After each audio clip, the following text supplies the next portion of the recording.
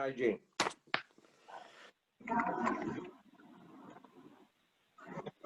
Okay, so all three are in. Okay, so we're going to open the Thursday, August 20th meeting of the Board of Selectmen and Board of Health. It's approximately 6:10. Let's see. Let's start with item number one. COVID update with Health Nurse Deb Murphy and Health Officer John Coolin. It's all yours. Deb is muted. There it is. There we go. Do not unmute yourself. Never said that before. So the update is good. We haven't had a case in Nahant since July 27th. So that's 24 days. If you follow the weekly data that's published by CDC, it actually says we've had one case in the last 14 days, which we haven't, as far as I know. The only thing I can think of is maybe, I know the testing now is, they're telling people at Lynn Community Health and the AFC Urgent Care in Swampscott that the wait now for your test results can be up to 7 days. So maybe, but still, you know, but anyway, as far as I'm concerned with my DPH reporting, we haven't had any new cases of residents in Nahant. And we're still listed, you know, how they've done the red, green, and yellow. We're still in the white. So we are very, very low, and our positivity rate is listed as 0.56%. That's actually reflective of the one case that they said that we have, that I don't have knowledge of. That's good news. Thanks, Deb. John? I think it's very encouraging to note that the state positive rate is down to 1.4 again. And while this bodes well for all of us, here we are we're getting to late August, where people are looking to get back to work and especially back to school. So it's going to be a challenging month next month, but we will continue doing what we do, and folks in town are well reminded to continue doing what folks have been doing, and remember that the challenges are in front of us. That's all I have for now. Right. I want to add one thing just about the COVID, and that's just to remind people that the flu clinic this year is going to be outside to discourage any gatherings of large groups inside the town hall. And we have worked with Yasmin at the Nahant Country Club, so we're going to have a drive-through there. Looks like the perfect place. So I'm just working on the logistics now with the team to help make this go smoothly, and we'll be posting more information soon. That's great. Good news. Any update on the West Nile virus update? No, nothing has changed for Nahant since I reported at the last meeting. We, as a state, we have heightened awareness of Triple E, having acquired our third human case. I can say that the Northeast Mass Mosquito Control Commission staff has been to town, and they have surveyed, as they are doing in all of the communities in Northeastern Mass. I think their number is up to 36 communities, and we will maintain our communication with them.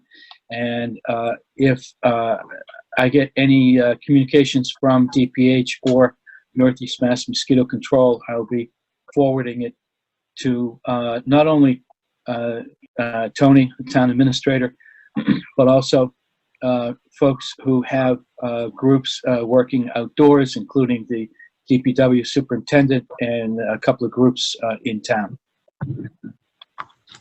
Okay. Thanks. Nick. Miss- Hey, Mr. can I Chairman, have if a you- question? Oh, go ahead.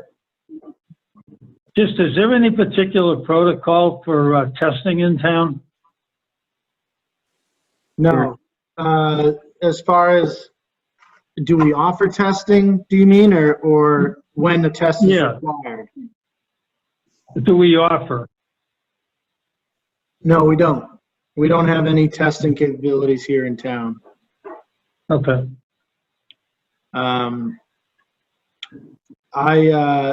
Mr. Chairman, if it's okay with you, I have the town clerk on, as well as the superintendent, Tony Parentozzi, on the call, Okay. and ask them to join us to quickly talk about how COVID is impacting the election, and then maybe a quick update on reopening school.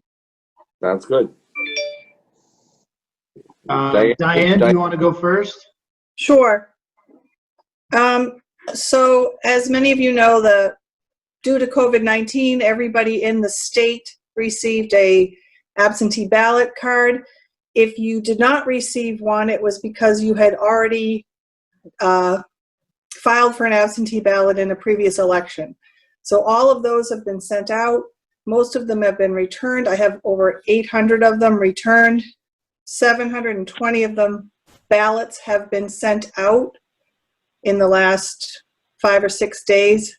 So most of you should be getting them. The last day to request an absentee ballot would be next Wednesday, the 26th.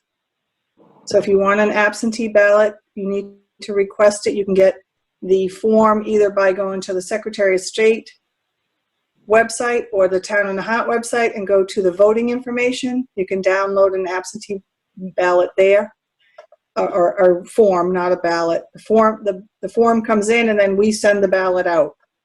There are, the states made it, because due to COVID-19, made it very easy to vote this year. You can either just mail the ballot back into us. You can drop it off at the lockbox out in front of the town hall, or you can bring it into the town hall starting on actually tomorrow, Friday, 8 to 12, and then all of next week. The last day for voter registration, if you haven't registered yet, is this Saturday. The town hall will be open. Well, the clerk's office will be open, which is the entrance by the handicap ramp. We will be open from 2 to 4 and 7 to 8 on Saturday to accept either early voting, you can come in and vote right then, or to accept voter registration. It will also be open on Sunday from 12 to 2 for early voting. And then the following week, every day, Monday through Thursday, 8 to 4, Friday, 8 to 12. You can walk in. The ballot boxes are set up. We're doing social distancing. You can vote there. If you, once you have voted, you can track whether your ballot has been accepted back. I know there's a big concern with the United States Postal Service. There's a website. You can either go to the Secretary of State, and then there's a icon that says voting information, and then you go to trackmyballot.com. So anybody can go in if you're nervous about whether we have received the ballot that you've either put in the mail or dropped in the drop box. You can go to the Secretary of State or go to www.trackmyballot.com. That's www.trackmyballot.com. And you would be able to see. Now, if you've dropped it in the lockbox, give me a day or two. I'm getting I will be getting eventually 800 of them back in. I try to get all of them scanned back into the system the same day. If not, it would be the following day. So if you drop it off and you go that night and check on it and it's not in, please give me an extra day to get that scanned into the system. I think that's about it. All of this information is on the Town of Nahant website. The dates and times for voting, early voting, again, is Saturday 2 to 4, Sunday 12 to 2, and all next week during normal business hours. Even though the town hall is closed on Tuesday and Thursday, the town clerk's door will be open those days for early voting. And I'll just, throw in there too that on election day, September 1st, Tuesday, September 1st, we'll have the town hall set up similar to how we had it set up for the town elections earlier this year. And we'll have, it's a Tuesday instead of a Saturday. So, everyone will be working from home that day. So only the people coming in to vote and the people working the polls will be in the building that day to ensure that we're staying under the max capacity number and, keeping the place clean and safe for everyone to come and vote. For anybody, concerned about that, we'll have it set up properly according to the guidance provided by the state. Yeah, I believe that number is 25 people. We will have between myself and Carol and the poll workers, there will be 5 or maybe 6 of us, and then the police officer, 7. So we will have enough voting for 8 people at a time. So that doesn't leave us a lot of people to stand in line. I know at the town elections, everybody came at 7:30. It is a Tuesday. We will have to have you wait outside if there's more than 15 people there to vote at a time. So just be prepared for that. It moves pretty quickly, hopefully, and we will be regulating the social distancing. Everyone will get their own pen, and we will be cleaning up and have wipes for everyone that votes.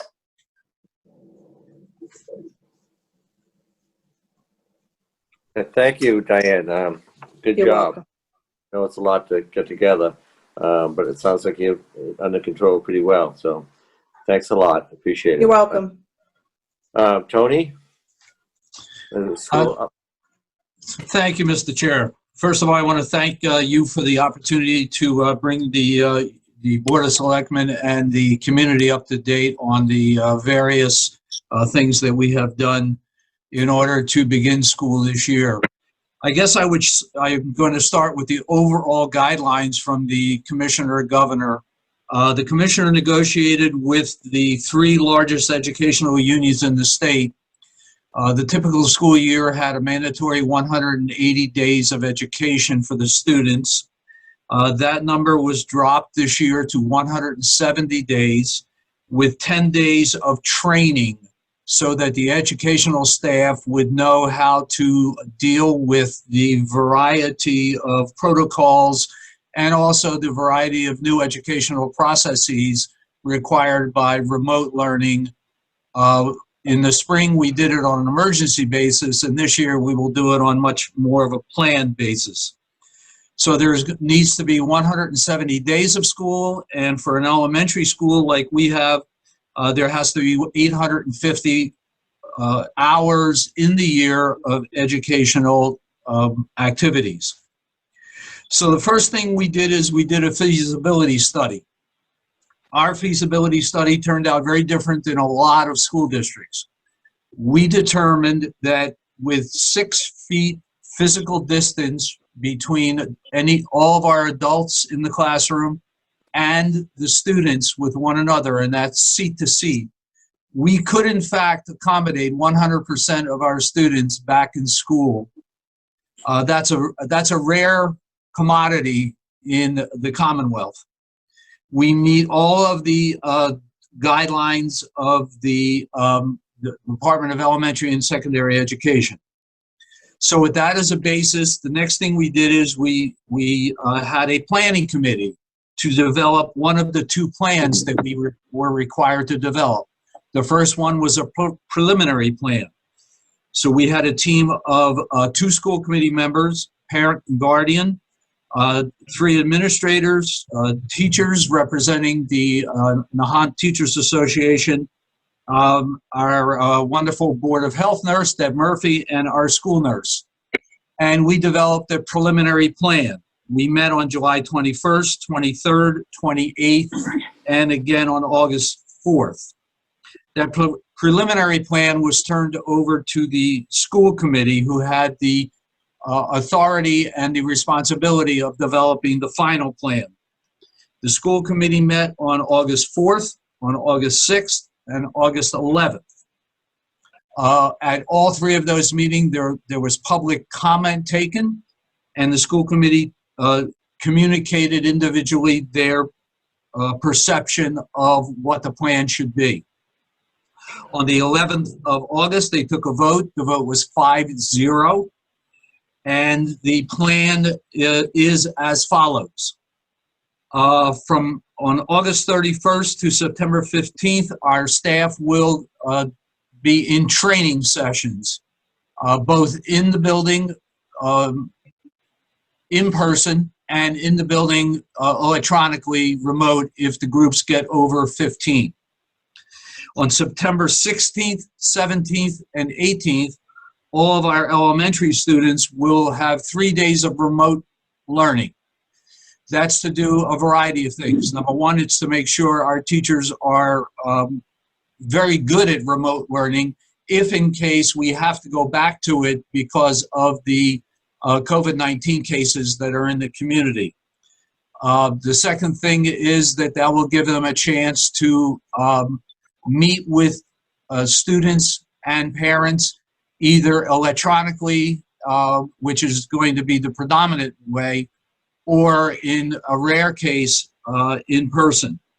We have had no transition time as we do typically. So when a student typically moves from 3rd grade to 4th grade, there's a transition that takes place. So the students know their new teacher, the parents get to know their new teacher. So we haven't, of course, had that because the building was locked down.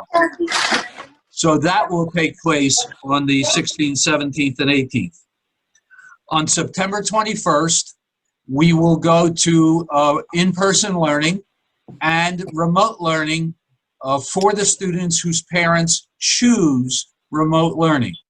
We have done 3 surveys, and the math work looks like this. About 80% of our parents have chosen in-person learning. Approximately 20% have chosen remote learning. So our teachers will be teaching in their classrooms to about 80% of the students. The numbers are much lower than in all the other districts. And we have the space that when we have a large class of over 15 or so, we have the ability to have a larger classroom space so that we maintain that physical separation. On September 21st, we will also begin our preschool program. We have 2 preschool rooms, and we will have a 1-to-10 ratio, adult to students.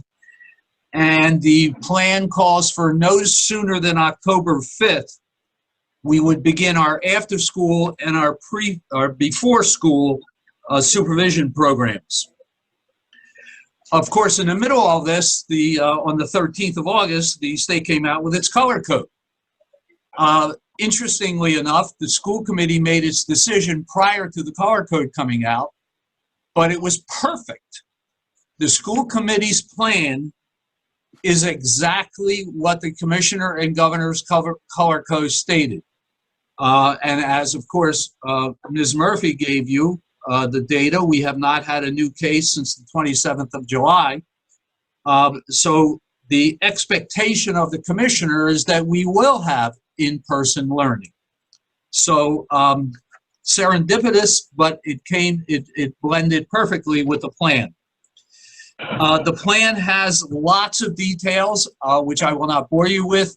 I have forwarded to the town administrator both our plan and the Swampscott plan, because of course our 7th through 12th graders go to school in Swampscott. The principal, Kevin Andrews, and I participated in the development of the Swampscott plan. It's different. Our 7th through 12th graders will go remote until October 23rd in Swampscott.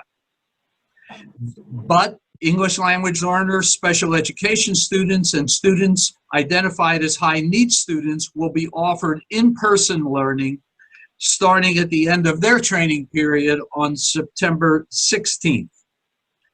On October 26th, the Swampscott School District will go into a hybrid model. There will be 2 groups of students attending school each day. One group will go from 8 a.m. to 10:45 a.m. Another group will go from 11:45 to 2:15 p.m. Obviously, there are lots of details, and those details are still to be laid out, but it's a different plan for the 7th to 12th graders than it is for the Johnson Elementary School students, and that's really based on the feasibility study. We have the space and we have the ability to do what many school districts, including Swampscott, cannot do. The in-person learning is not a typical, as in the past day. We have many protocols in place, including sanitizing and cleaning the facilities. Masks will be in place by all people. Visitors will not be allowed in our school for any reason. Parents need to drop off their students outside the building. We will have functional protocols like how students enter the building. They will be entering the building in physically distanced small groups. Classes will look different. We will have separate plastic separators when necessary. Travel in the building will look very different. Lunch will look very different. And of course, dismissal will look very different. The key that we know we have a responsibility to do is to continue communicating with parents, guardians, and all of the community members. All of the information I have just said is on our website, and I sent it to the Town of Nahant webmaster, and it's on the town website too. The one thing that's brand new that I think is interesting that I want to make sure everyone is aware of is the governor that just announced that if a cluster develops anywhere in the state, he will be responsible, or the Department of Public Health will be responsible for a quick turnaround testing. And I don't know what quick turnaround means. My guess is it's 2 to 3 days. Perhaps Deb knows more information. But that just came out today. So I know there was a question about what we're doing testing-wise. So if a small cluster does develop, the state is committed to making sure that there is a methodology to get quick COVID-19 testing. And without going into an enormous detail, that's the skeleton of our plan and the Swampscott plan. And I would be pleased to answer any questions if I could. Yeah. Well, first, Tony, let me say how lucky we are to have you doing the job that you've been doing under your leadership. I think that you sound like you've been working hard all summer. Your staff, the school committee, you seem to have your grips around this pretty well. I particularly like your ability to communicate with the community, doing the surveys and reaching out. You've done a terrific job, and we're lucky to have you in the position you're in. So thank you very much. You're very welcome. It's my pleasure. Josh, Gene? I just say ditto, and also, thanks to the parents for their contribution, and especially the school committee. I know the logistics are really tough and difficult choices. But thank you for the presentation, and thanks to all who participated in preparing those complicated plans. Thank Now, you. Tony, I'd pair it with what both Josh and Mark said, and that really was a fantastic job. I started to go through it, and it was so all-encompassing, and I still have time to go through it, and I'm sure I'll finish it at some point. But that's a lot of work. Thank you. Thank you. It was a team effort. The parents have been fabulous, and of course, there's a lot of stress, as we all know. There's a lot of worry. I can assure you that the administration, the school committee, and our staff will do everything possible and everything our health experts tell us to do. We're educators. We're not experts in health. Our school committee is blessed because we do have medical experts on our school committee, and they are able to really help us out. But Deb and John have been just wonderful in communicating with us and giving us up-to-date details as necessary while maintaining the confidentiality of everyone. So it's really been a challenge. I love this word. We need to remain nimble because, just like today, we found out, something major. It's like every Tuesday, Wednesday, and Thursday, something new comes down the road, and we have to be ready to adjust to it. I also want to thank Tony for his support. He came electronically to the August 11th meeting and put his support behind the school committee and the decisions that they were making, and that meant a lot to them.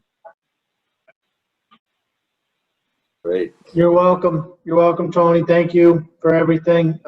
There's a question in the chat. I don't know if you want to answer questions here, if you want to save it for a school committee meeting. It's up to the chairman.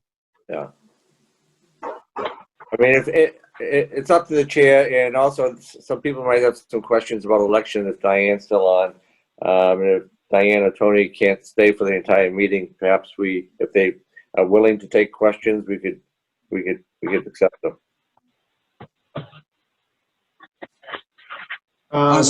Certainly.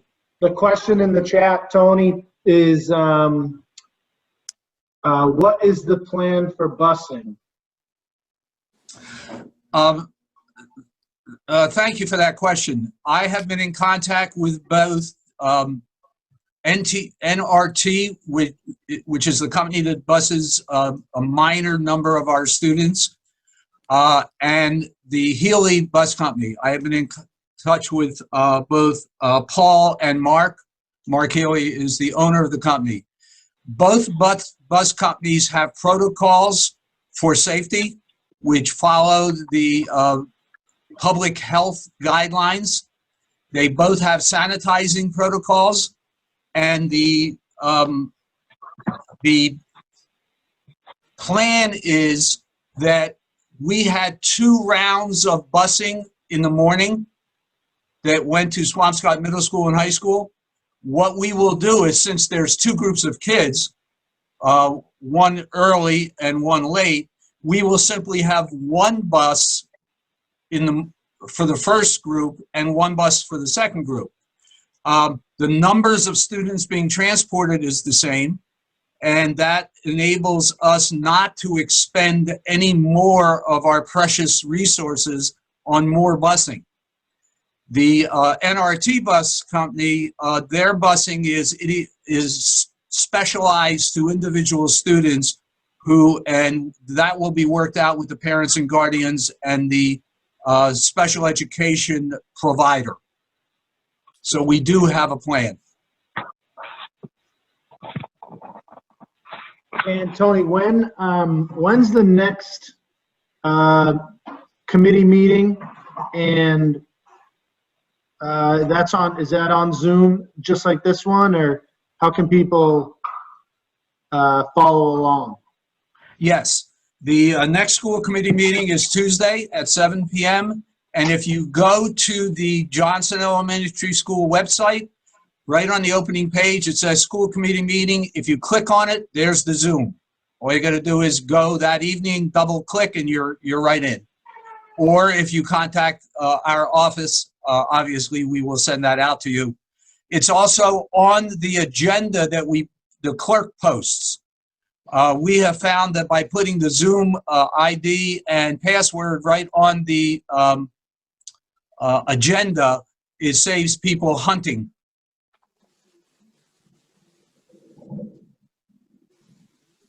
Okay, anything else? Okay. Again, thank you, both Diane and Tony, for your great work. Appreciate it. You're very welcome. It's a pleasure. You're welcome. Thank you.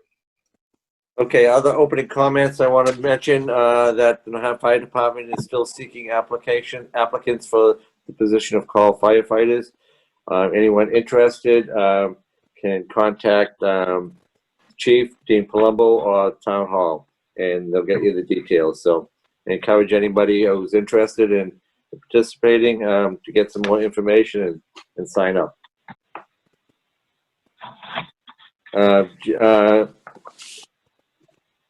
Josh, Gene, you have any opening comments? I have a couple of quick ones. First one is not something I wish to have to bring up, but I've been made aware that there's a rumor circulating around town that I'm moving out of town. As 100% false. I hope people stop circulating that rumor. The second thing, the last couple meetings we've had, we've talked about boats and boat rafting, but the governor's latest guidelines prohibit any boat raft up. So I believe, I don't know if Rob Tibble's on the phone, but I believe he has posted a notice of that at the town wharf. Those are the only two updates I have. Thanks, Josh. Gene? Yeah, I'm still totally impressed with the plan that Tony put together for the schools. If you haven't had a chance to look at it, and I went through, I think it's about 20, 25 pages of everything you can imagine getting done and getting done right. Full coverage. It's really worth going through. Excellent job. Okay, new business. We've got some meeting minutes to approve for March 5th, April 1st, May 7th, June 10th, June 17th, June 23rd, and executive session meeting minutes from January 23rd and March 12th. And I know, Gene, you will probably abstain because I don't think you were a member of the board at the time, but we could go through them, Josh. Yep. Board of Selectmen vote to approve the March 5th, 2020 Board of Selectmen meeting minutes. Seconded. Any discussion? Hearing none. All those in favor? Josh Antrim, aye. Mark Cullen and I. Gene Canty abstain. I move that the Board of Selectmen vote to approve the April 1st, 2020 Board of Selectmen meeting minutes. Seconded. Any discussion on the motion? Hearing none. Vote. Josh Antrim, aye. Mark Cullen and I.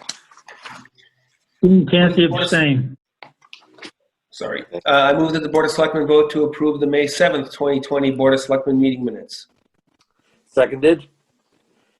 Any discussion? Hearing none. All in favor? Josh Antrim, aye. Mark Cullen and I. Gene Canty abstain. I move that the Board of Selectmen vote to approve the June 10th, 2020 Board of Selectmen meeting minutes. Seconded. Any discussion on the motion? Hearing none. All those in favor? Josh Antrim, aye. Mark Cullen and I. Gene Canty abstain. I move that the Board of Selectmen vote to approve the June 17th, 2020 Board of Selectmen meeting minutes. Seconded. Any discussion? Hearing none. All in favor? Josh Antrim, aye. Mark Cullen and I. Gene Canty abstain. Are those all the abstain? Are those all the ones that Gene is abstaining from? Yeah, I think the 23rd was your first meeting, June, right? Gene. Yeah, Right? you can vote on that one, right? Okay. So I move that the Board of Selectmen vote to approve the June 23rd, 2020 Board of Selectmen meeting minutes. Second. Gene, you want to second that? I'll second it. Any discussion? All in favor? Josh Antrim, aye. Gene Canty, aye. Mark Cullen and I. I move that the Board of Selectmen vote to approve the executive session January 23rd, 2020 of Selectmen meeting minutes.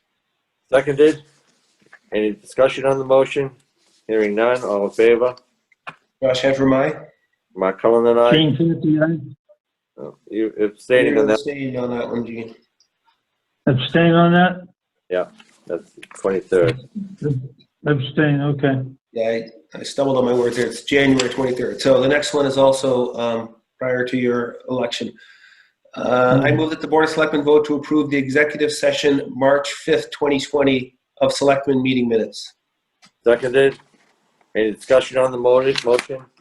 Hearing none. All in favor? Josh Antrim, aye. Mark Cullen and I. Gene Canty abstains. Okay. Next vote is to approve the 2020 state primary election warrant.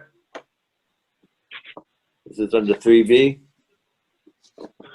I move that the Board of Selectmen vote to approve and sign the 2020 state primary election warrant. Seconded. Been seconded. Any discussion on the motion? Hearing none. All in favor? I don't know if, Diane, do you want to explain anything about the upcoming primary? Diane Dunphy? Any I comments? think she pretty much covered that, didn't she? I think Yeah, she she might be off now. No, I'm still here. Oh, yeah. If you need me. just didn't know if there was anything further you wanted to explain. I know you went through a lot of it before. I think it's all, I've said everything that needed to be said. The only thing I would say that any of the voting has to come through the handicap ramp entrance to the building. And you must, of course, wear a mask to come in and vote and stay within the social distancing of 6 feet. If anyone has any questions, they can email me at ddunphy@nahant.org about the elections. Great. Thank you, Diane. Any other discussion? Nope. Hearing none. All in favor? Josh Antrim, aye. Gene Canty, aye. Mark Cullen and I. Under 3C, a vote to approve deficit spending budget for the month of September, FY21. I move that the Board of Selectmen vote to approve the deficit spending budget for the month of September FY21. I'll second that. Well, it's been seconded. Any discussion on the motion? Yeah, I can explain. Again, this is our third month of deficit spending approvals due to us not having town meeting yet and approving an annual budget. This September deficit spending plan is an increase from August, mostly because of town meeting coming up, plus the elections and school coming back on board. So the details are in your packet there. I don't think I need to go much further than that, unless you have any questions. I think I'm all set. Yep. Okay, any further discussion? Hearing none. All in favor? Josh Antrim, aye. Mark Cullen and I. Gene Canty, aye. Okay. Under 3D, the annual I town move meeting. Go ahead, Gene.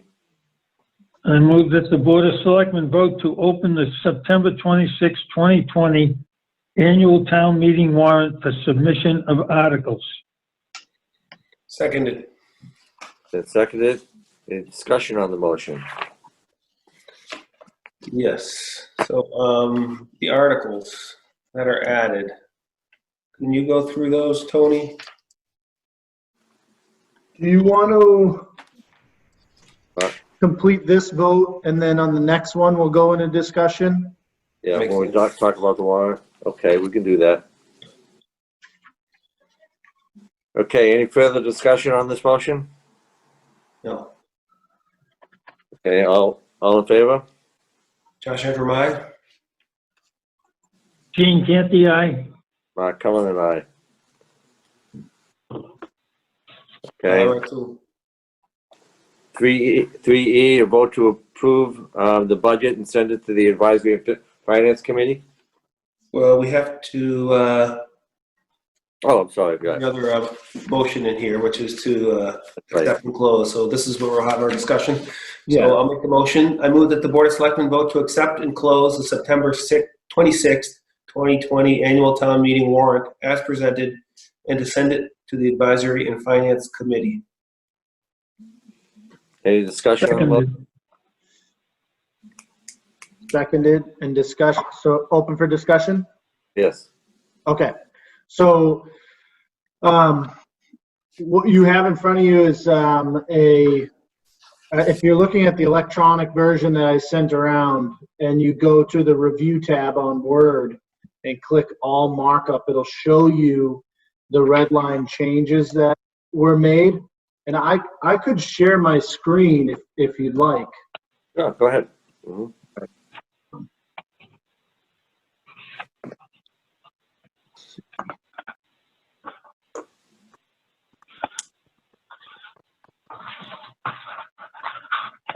Okay.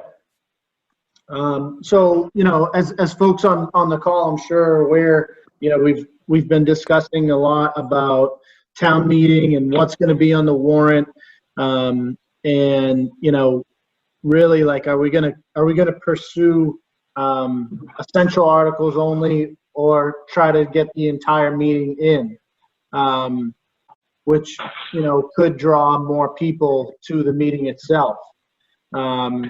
We believe at this point, I've talked to MAPC, a number of other communities, the Mass Municipal Association. We've explored the option of a virtual town meeting. Unfortunately, legislation does not allow for open town meetings to be held virtually.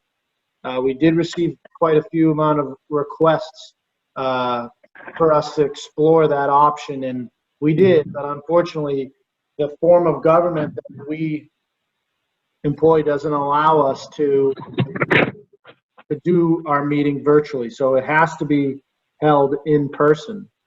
At this time, while COVID numbers seem to see a little bit of a spike in the last couple weeks, it's encouraging that they're somewhat leveling. And in Nahant, as was mentioned at the beginning of the meeting, we haven't had any new cases. And right now we're at 0. So essentially where we ended up with was, let's approve and move the full town meeting warrant to the Finance Committee and allow them to make their final recommendations and submit that to the printer to be put into a book, and basically initiate that process and plan to have a full warrant town meeting. And it still allows us to maybe make cuts if we see a sudden spike of cases or run into any type of logistical issues that would prevent us from being able to have a number of people in the same space. We can make that adjustment going forward, instead of doing the opposite and limiting ourselves now. And I've reached out, as I mentioned, I talked to MAPC, I've talked to other communities, and I'm trying to see what other communities did, or open town meeting communities, how many people they had, and in that scenario, how they were able to handle an in-person meeting. there isn't a lot to go off of, and when they, things were different, circumstances were different when those meetings took place. So we get some idea, some guidance from them, but it's not just a plug and play template situation. So we do have quotes from different companies for seats, for audio, for voting machines, electronic clickers, and a lot of it's going to be the planning and the execution of a social distance compliant process. So there'll be a lot of communication to the public prior to town meeting about what to expect when you show up, how you're gonna be checked in, how you're gonna be filtered to your chair, required to wear masks, things of that nature. We may need to hire an outside company that will actually be almost like a social distance compliant, police, almost in a way, where they're making sure people are keeping their masks on, they're guiding people to and from their seats so that we don't have, a bunch of people crossing paths, and those seats are going to be placed in a spaced, a compliant way. I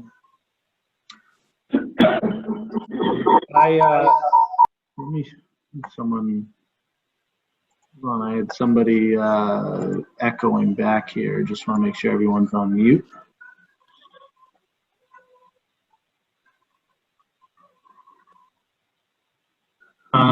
Does any of the members of the board want to speak to the coronavirus aspect of town meeting before I get into explaining the articles on the warrant or the changes that were made? I'm just going to use the word that the superintendent used, and that's being nimble. Things are changing daily, and I know that you're on top of it, Tony. The governor could change its guidance at any time, and we're going to have to respond, and I'm sure we will.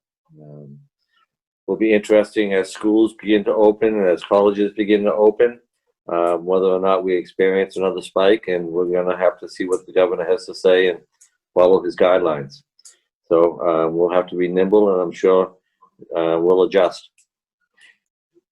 Yeah, I would just add that, I think the school is a very good parallel. I know, Tony and I have spent a lot of time on the phone trying to hash this out, and beyond that, he spent a lot of time on the logistics of this. And in the end, it seems like this is the safest option for to have a controlled outside meeting where every safety system can be in place and enforceable. So in the end, although it was a difficult choice, this seemed like the proper choice. Gene, any comments? Just Tony and I talked about this at length the other day, and I think, like you said, Mark, this could change at any time. So, Jack, be nimble. Jack, be quick. Yeah. All right, so a couple quick, I'll just hit some of these, red line changes that you see on my screen here. So article number 1, borrowing and compensating balance. This is an article that's kind of been part of our town meeting for years. But the Municipal Modernization Act actually allows us to do this, gives us the authority to do this borrowing, and we don't really need this article anymore. And we'd never really get into compensating balance. Very, very few towns do. Article number 2, which is transfers. Usually this is an article that occurs, when we're having town meeting in the spring, we're usually utilizing this article to transfer money from one account to another that was voted on by the previous town meeting in the existing fiscal year. Whereas we are meeting in September. We're already in the middle of our fiscal year, and we're at the beginning of it. So the last year's budget or last fiscal year is closed. We can't change anything in there, so we don't need this article. Same thing with snow and ice, article number 3. Typically, we use snow and ice, this article in a town meeting, to shift money around to pay any extra money that was spent above our appropriation on snow and ice related items. Again, that last year, the last fiscal year is closed now. So we basically, the way it worked is we paid off the balance of snow and ice with free cash when we closed the books. And, we're in the new fiscal year now. And just so you know, on snow and ice, we ended up spending around $50,000 last year, which is very cheap. Typically, I think we, over the last 10 years or so, we've gone as high as spending in the $200,000 range to as low as last year, $50,000 range. And we're typically, the average is somewhere around 120. So last year was a good year for snow and ice and didn't make a big impact on taking from this year's free cash in order to pay it off. The rest of these changes here that I'm scrolling by are just changing the number of the article. Article 11, community preservation. So these are the CPC articles. We got these from the committee. I'm not going to go through each one right now. Of course, we'll have another meeting with the moderator, and we'll have the CPC chairwoman on the meeting to discuss each of these articles. But essentially, these are the ones that were applied for back in the spring. As you can see here in yellow under letter N, this is the eminent domain CPC article. What I need to do is I need to get the parcel ID from the assessor's office and insert it into this language.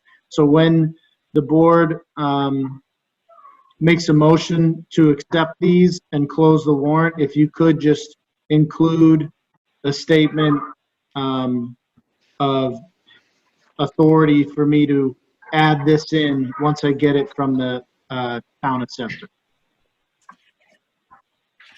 This article is a little bit different than how it was received, so that it says here that the town, as you can see, it says appropriate through borrowing the sum of $1.5 million to pay a portion of the cost to acquire by gift, negotiated purchase, eminent domain taking, or otherwise fee simple, or any other lesser interest in the land described for conservation purposes, including the payment of all costs incidental related thereto, subject to. So 2 elements of the application of the Board of Selectmen to the CPC was that this $1.5 million borrowing would only occur if, first of all, this requires a 2/3 vote, this article in itself, to pass. Secondly, the first subject to is letter I, the town vote to authorize the Board of Selectmen to so acquire the above described property. So, as well as this appropriation article, there is later an article to authorize the Board of Selectmen to take. So this article, even if it passes by 2/3, only gets used if the later article passes as well. Hey, And Tony, then, yes. I'm sorry to interrupt you. This is Jeff from KP. Listen, I also had an opportunity to speak with bond counsel, and they have indicated that they would like on the very up top there, it says for conservation purposes, including the payment of all incidental and related costs thereto, the expenditure of which is subject to. So I'd like to amend that so that I think it'll pass bond counsel's review, and I suggest that we send it over to bond counsel as well prior to, certainly if the Board of Selectmen want to approve this wording, they can approve it contingent upon approval by bond council. Okay, that sounds good. Okay. So as I was saying, the application to the Community Preservation Committee included these two conditions or contingencies that the town would have to also approve by town meeting vote and authorization to the Board of Selectmen to take. And number two, which is right there, is a raising of $3 million through grants or gifts. So those two things have to occur in order for this borrowing to occur if approved by town meeting of a 2/3 vote. Is that a good explanation, or do you want to I think provide more? it makes good sense, Tony. It's that's and what number article is that? So this is actually Article, I think 11. Yeah, so this is Article 11, letter N. Okay, I just needed to know that when we make the motion to make those changes. So that was that's that little change. I just added it in there if you can see it. The expenditure of which is subject to. Okay. So moving further, this article number 12 here. So authorize acquisition. So this is after we go through all the CPC articles. Here's your authorization acquisition, your acquisition authority. See if the town will vote to authorize the Board of Selectmen to acquire by purchase, gift, and or eminent domain all the portion of the parcel of land located. And then I'll add the same language here describing the property into this article. So this is Article 12. Okay. The rest of these are unchanged other than the article number. DPW capital. So originally this article was for $130,000 and it was for a towable sewer jetter and a water sewer utility truck. In the last week, we had service done on our backhoe at the DPW, and it was deemed unsafe for operation. Essentially, the floor and the structure of the cab is rotted out. It's a 2008, so it's 14, 15 years old.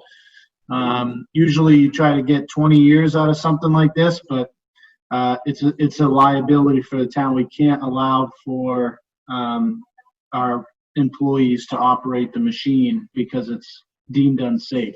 If it were to tip over, in other words, the cab isn't structurally sound to protect the operator. So it needs to be replaced. This is a key item. Every time we have a water or sewer minimal break, like a small service issue or something like that, we use this piece of equipment. If we don't have it and we have to hire somebody else, we're probably spending around $10,000 per job. So, it certainly pays for itself over time. What happened to the sewer jet? It still needs to be replaced, but we're going to try and get another year out of it. Not nearly as important or used as much as the backhoe. So we're going to try and get another year out of it. We replaced the jet with, we replaced the jet on this warrant with the backhoe. So we got a good price. I think it's like $92,000 plus the price of the price of the water utility truck. Was this under the state contract, Tony? Yes. Okay. Okay. All of these are unchanged.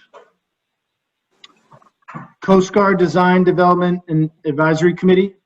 this is the language. Dan Scripp, if you want to jump in on any of this, this is the language provided. Town council worked with the committee. This is the recommendation of the committee. It was previously, this was a placeholder spot for them. So here, gives their recommendation, and this is the, I don't want to get into explaining what the recommendation is. I don't want to misrepresent what the recommendation is, but the language is here in the article. The only possible change, Tony, is at the very end there, that overlay district might turn into a deed restriction, but that's still being discussed. And if we have to amend that, we can do it on the floor. Okay. But that might be a change, but we'll see. Okay.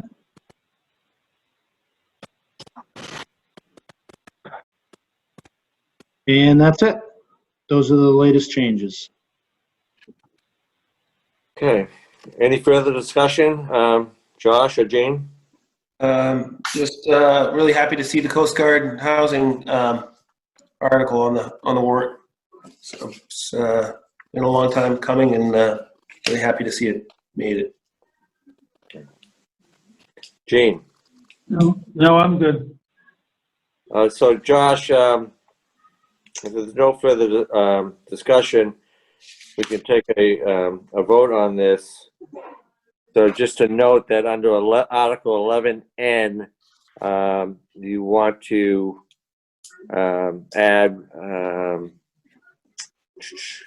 we need the authority to add the property description and be contingent to approval by bond council. You can add that in there somehow. Yep. And the same thing with Article 12. We need the Property description, right. Yep. All right, so I move the board, this is a revised motion, so. Do you want to ask Jeff Blake, do you want to provide a motion? And then they can just say, I so move? I think it's sufficient to just say that approval of the warrant contingent upon the directions provided here too. With respect to article, is that 11N? 11N and 12. And 12. I think that's sufficient. Okay. I move that the Board of Selectmen vote to accept and close the September 26, 2020 annual town meeting warrant as presented with the exceptions noted during discussion, and send it to the Advisory and Finance Committee. Seconded. Any further discussion on the motion? Is that okay, Mr. Town Council? Jeff, that sound Yes. okay? Yes. Okay. Yep. Good. Okay, all in favor? Josh Antrim, aye. Gene Canty, aye. Mark Cullen and I.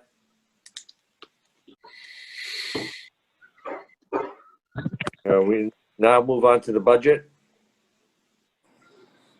Gene?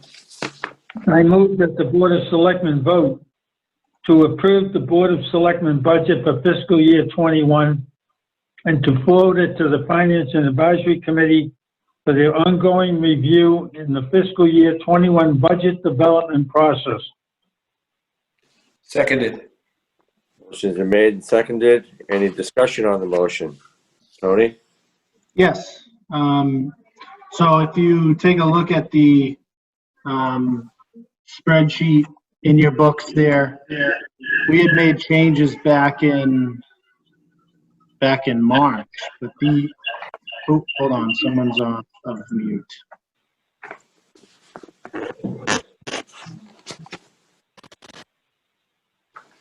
Oh, I think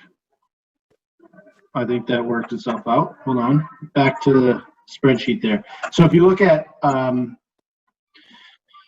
August 18th for under the general fund, that's where it shows a lot of the changes that we've made recently. So some of these changes are to account for the lack of information about local receipts and state revenues or state aid.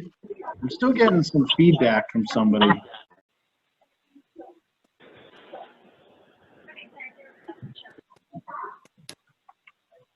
Okay, I think I may have fixed it. I'm just going to change this to not allow people to unmute themselves for now. Okay, so many of the changes that we just made that you are voting on right now, one has to do with the lack of information and from the state budget. So back in March, we had presented a budget that actually didn't use all of the revenues that we were anticipating. We were going to be dropping a little bit more than $200,000 to free cash, something that the town hasn't done in many, many years, and was one of the goals of the override, was to reduce our reliance of free cash to balance our budget. So we actually were able to develop a budget that didn't need all of our free cash to make it balanced. So the glass half full on this situation is that we're able to basically provide ourselves a $230,000 cushion to make adjustments to our budget because of coronavirus. Glass half empty, we're not dropping that money we're using all of our free cash to balance our budget once again. However, a significant portion of that is going into the reserve fund. So what we're doing here is instead of dropping it to free cash at the beginning of the fiscal year, we're putting it into the reserve fund in case the state budget is passed in the next few months and drastically changes our projected state aid, or if we don't receive as much reimbursement for our COVID expenses, or if other sudden issues come up, unexpected, but due to COVID, the money's in the reserve fund and we can go to the finance committee for those reasons. Other changes are increases to items related to the additional town meeting. So because we typically have our annual town meeting in May, it would have been under the last budget. Now we're having it in September, plus we have our regular annual town meeting in May. 2 town meetings in the same fiscal year. So we've had to, we're increasing the clerk's budget for that reason, the finance committee's budget for that reason, plus legal expenses for that reason.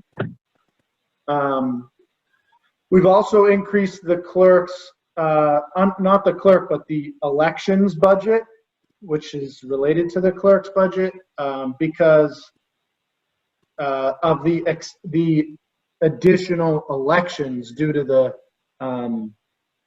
presidential election this year compared to last year where we didn't have one. So there's some increases there. You'll also see a reduction in some of the salary items because we actually built this budget. If you recall, last year when we passed the override, it included a 2% increase on salaries across the board, which included our police, fire, and DPW unions. However, through negotiations and because of coronavirus, we did not provide a 2% increase in the last fiscal year, and instead are going to be providing it starting this year. So our budget last year included a 2%, and then the budget that we created in March was a 2% on top of that. Now, because of those CBAs, those collective bargaining agreements, we're actually eliminating 2%. So you'll actually see a reduction on paper. However, it is an increase. It's a 2% increase in the salaries compared to 2 years ago. I know that's somewhat confusing.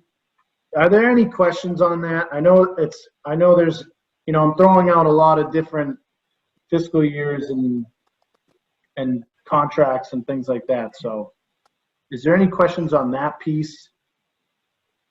Or does that make sense, how I explained it? It makes sense to me. I have no questions, Tony. I think I understand what's going on here. Okay. Josh or Gene? I mean, No, I'm good with it. essentially, you're going from 2 fiscal years ago compared to the budget we put together back in May, you'd see a 4% increase. But because of the contracts that we just agreed on, that was a 0% for last fiscal year and a 2% for the fiscal year we just started. We have to adjust these numbers. So it's no longer a 4%, it's 2%. So on paper, it looks like a reduction, but it's actually, they're just going to be receiving their first 2% raise because last year they took a 0, if that's a better way to say it.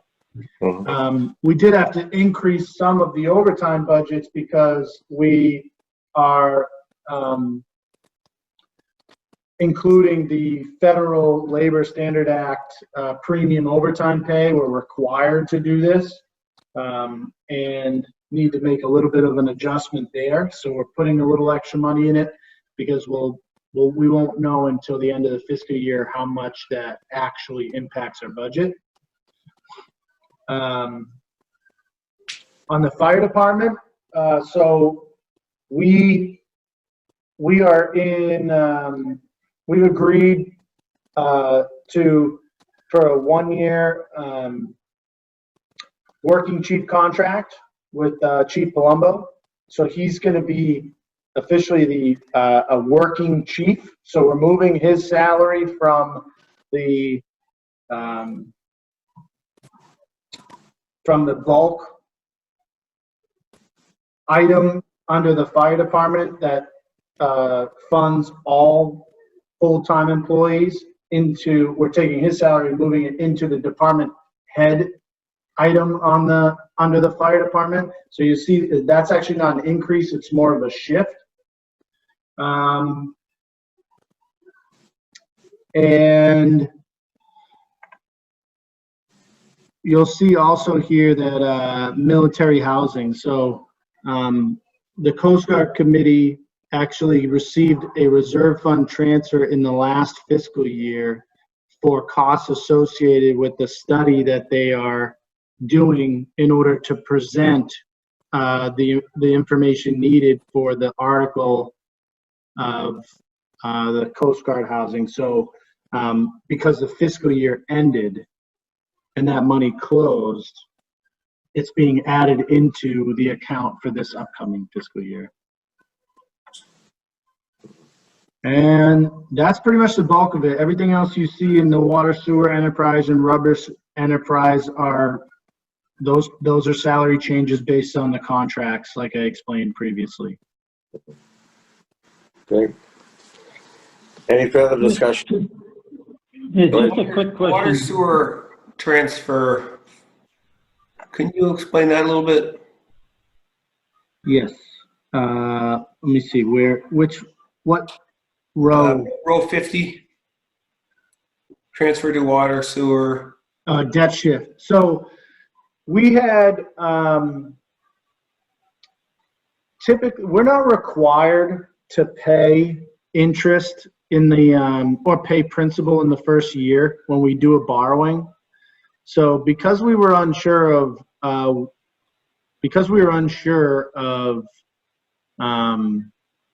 whether we were going to do a full town meeting or a essential, a pared down version of the town meeting, we basically took the first year payments of the borrowing articles and eliminated them from the budget. So we'll start paying them off in the year 2.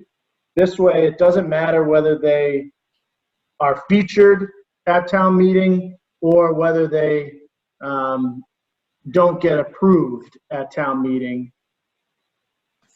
We don't have to adjust the budget for that. Previously, the budget included almost as if they were approved and we were paying the debt down, you know, in year 1. Okay. Does that make sense? Yep. Hey, Tony, Yes. the 2%, the way that's accounted for, doesn't that actually create a reduction? It creates a reduction on paper based on what we had been planning for.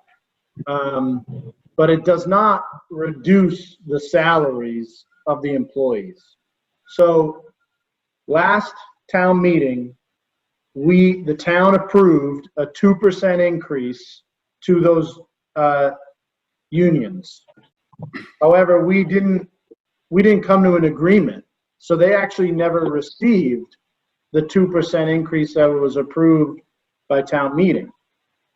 Then we agreed on a 0% deal for last year and a 2-3-3 starting this year. Right. So in actuality, the 2% that we agreed on in the contract and starting this fiscal year is a level funding compared to last year's budget. However, prior to that agreement, we had a 2% increase built on top of last year's budget in this budget. So it's a reduction on paper to bring it in line with the agreed upon contract. Okay. I know it's confusing jumping back Yeah. like that. Just a bit. The other question I had too is the reserve fund strong enough to sustain any strong hit from the state change, if there is one? Yeah, we're basically bringing the reserve fund up to $340,000. That's a significant increase to years in the past. I think typically they carry about 180. So if we don't need it, it'll drop to free cash at the end of the year. Or we can use it to supplement, costs of snow and ice or other things like that, if we don't need it. Okay. It's a good way to do it, to provide us that cushion for any unexpected costs due to reduction in revenues. So it's a good way to do it. I would have liked to have gone to town meeting and said, hey, that override you guys approved last year worked, and we're actually not balancing our budget with all of our free cash for the first year in quite some time, and we're putting money into stabilization and OPEB and paying down our debts. That would have been great to show that, but instead the message is, because we did that, we're able to absorb this unknown, I guess, and put the extra money into the reserve fund in case we get hit. And, maybe, hopefully we don't get hit and that money drops to free cash at the end of the year.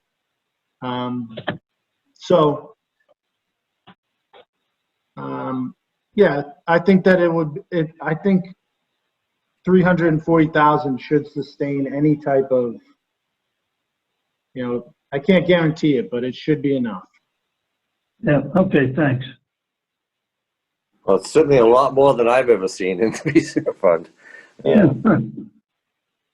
So good. So like Tony said, if it's not used, it will fall to free cash, and the town will have another opportunity to vote on how they wish to use it. So, very good. Any further discussion on the motion? No. Seeing and hearing none, all in favor? Josh Hickman, aye.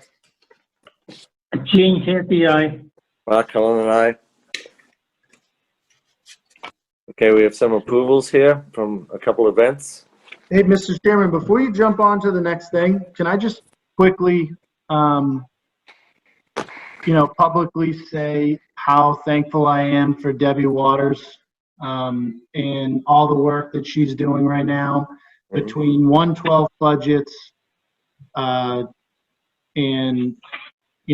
adjusting this budget for town meeting and closing out the last fiscal year and being short-staffed. She deserves a lot of credit for the amount of work that she's doing. And I just want to publicly say how thankful I am to her. And we are all very, very lucky to have her. Well, I would agree, Tony. She's saved me for over 17 years. Yeah. Agreed. Her institutional knowledge is pretty incredible, and she's usually pretty accurate with her numbers too. So I would agree. Okay, we have some event requests to look at. The first one is, I'll just make the motion. I move that the Board of Selectmen vote to approve the event request for a taping of the Florence Johnson Herbarium at Nahant Town Hall on August 21st, 2020. That's tomorrow at 6:30 p.m. I hear a second. Seconded. Motion made second. Any discussion on the motion? I don't know if Sharon wants to Yeah. driving this or. Sharon? Trying to, there you go. You can hear me okay? Yes. Thank you. This is not a public event. This is a videotaping. The Garden Club asked us if the library would do a presentation on the Florence Johnson Herbarium, which is that unique collection of pressed plants that were created circa 1897. And they are all digitized now. They are waiting for Boston Public Library to upload them to Digital Commonwealth for us. And so this is just an opportunity to talk about it. I believe the videotape will play on local cable, and we'll also put it onto our YouTube channel and Facebook page. So we'll have some fun. Sounds good. So I know, Sharon, those displays you had picked up in the attic that were up there for a number of years. Are they in pretty good shape? Varies by specimen, actually, but it was remarkable how great a shape they're in. Many thanks to Robert Wilson, who did the actual photography of all the items. And then we spent a number of hours describing them all. Yeah, really happy they are. And digitization is a way to preserve the images of each one before they deteriorate further. This is a 2-year grant supporting this, and in the second year we're going to be purchasing some boxes and archival boxes and other things to further preserve them, to house them. Oh, great, sounds exciting. Thank you. Yeah, it's kind of fun. Thank you very much. Any further discussion on the motion? Hearing none, all in favor? Josh Antrim, aye. Gene Canty, aye. Mark Cullen and I. Thanks, Sharon. And we have a for a dance performance at Bailey's Hill. Gene? Hold on one second. Yeah, hold on 1 minute. Okay, yeah. Before you get to this one, there is a contingency included in it regarding COVID, just so you know. I think it's in the motion. Yeah. This went through John Coulon reviewed this. It seems to be the plan is pretty in depth and pretty good. But again, right now it seems like something we could do, but we'll see how things evolve with COVID. Yeah, looking at the supporting information for both this request and the filming that Sharon just talked about, it's very thorough. So Yeah, thank you, John, for getting on this. Okay. Okay, I move that the Board of Selectmen vote to approve the event request for a dance performance at Bailey's Hill on September 19, 2020, and a rain date of September 20, 2020, contingent of the COVID-19 guidelines. seconded. It's been seconded. Any discussion on the motion? Seeing and hearing none. All those in favor? Josh Antrim, aye. Gene Canty, aye. Mark Cullen and I. Okay, that's new business. We're going on to ongoing business. Under 4A, preserving East Point, continuing discussions. Let me just say that I know that over the past week or so, Tony has been doing a lot of work, meeting and having discussions with our town council, our attorneys that are working on the eminent domain portion of this. I think we finished the second appraisal, and that should be coming out pretty soon. The cost-benefit analysis is going along. I know that the engineers in surveying is beginning up at East Point that we will need to for a description of the property. And we're also talking with bond counsel about stuff. So there's a lot of moving parts here. And I'm not quite sure we're able to discuss them in context at this particular moment, but what I suggested to Tony earlier last week was that within a week or two, and I know that we've received a couple letters or emails asking to address some questions that some citizens may have regarding this issue. So I've asked the town administrator to set up a meeting in a week or 2 weeks when we've got this information collected, a public Zoom meeting where we can have our town council, eminent domain attorneys, and other professionals who've been working on this to join that meeting and open up for questions and answers to the public so that we can begin to address a lot of their questions. So I don't know if there's anything that I could add to that, Tony, Josh, or Gene? Well, it sounds like that question and answer session with the experts in their field would be very valuable for concerned citizens. And I'll just add, last year when we were proposing the override, we held a number of pre-town meeting sessions regarding articles in the on the warrant, and it proved to be extremely beneficial. Many people complimented it, being briefed on all the different issues ahead of time, and also in a lot of the guidance that I've gotten from other communities and from MAPC about town meeting is doing briefings ahead of time about what to expect when you get there and to describe the different articles that'll be heard. So along with having a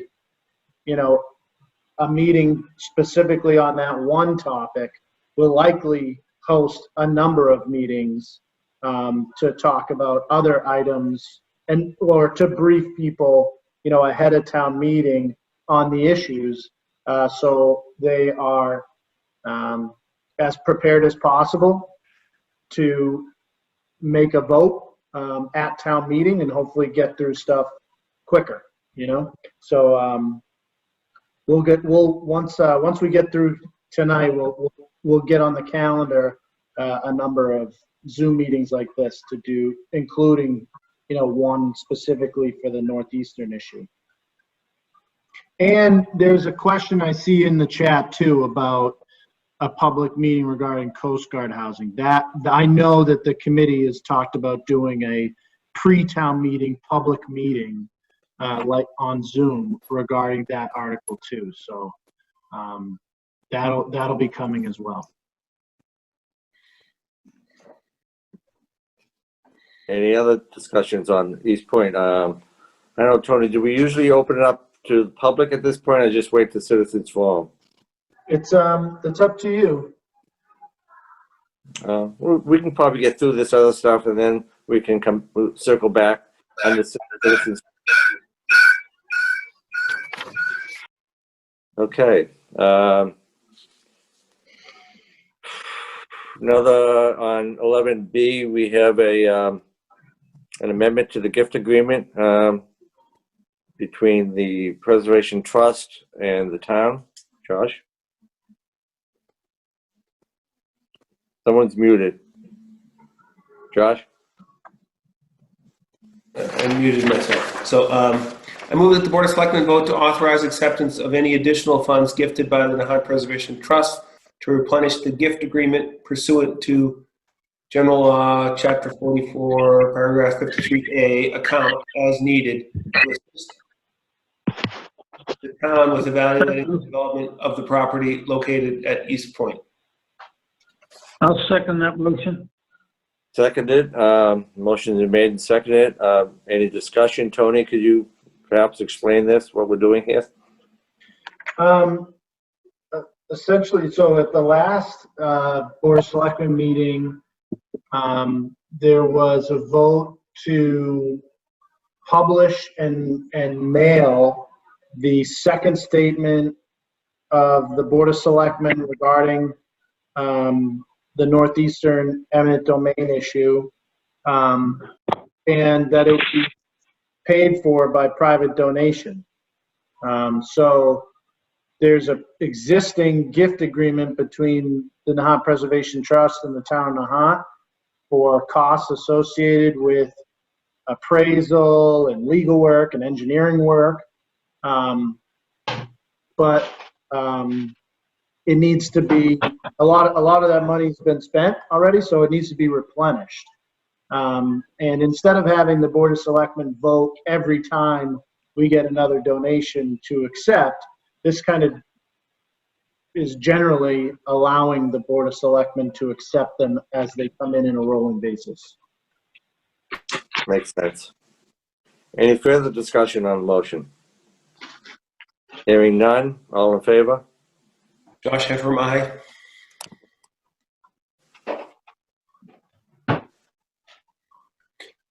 Gene? Gene Canty, aye. Mark Cullen and I. Okay, town administrators report. Okay, so Johnson Elementary School COVID reopening update we covered at the beginning of the meeting with the superintendent. And secondly, trash bills. We did get a couple calls. We've gotten a couple communication from residents wondering where the trash bill is. We are likely going to have something in front of you, the Board of Selectmen, at your next meeting regarding trash rates. And we're just still in the process of really ironing out those details. So for the residents, we will be we hope to send out trash bills in the next month. And the reason for delay is contract negotiations with Waste Management and that increase in cost of the hauling service and how we're going to distribute that has been, is just delayed the process of putting out the bills. Mm-hmm.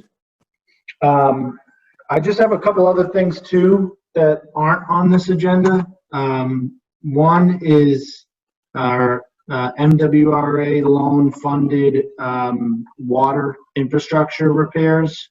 They're to start next week. So Walton Road and Furbish Road, which are going to be seeing a replacement of a 1-inch water main to an 8-inch water main, plus additional fire hydrants. The contractor should be mobilizing in the next week, and will probably be there for about 3 weeks. Then after the Walton Road and Furbish Road work is completed, the contractor will be moving to Little Nahant at Howe Road and Mills Terrace. And that's expected the week of September 7th. And that work is also expected to be about 3 weeks. So some much needed water work occurring over the next month.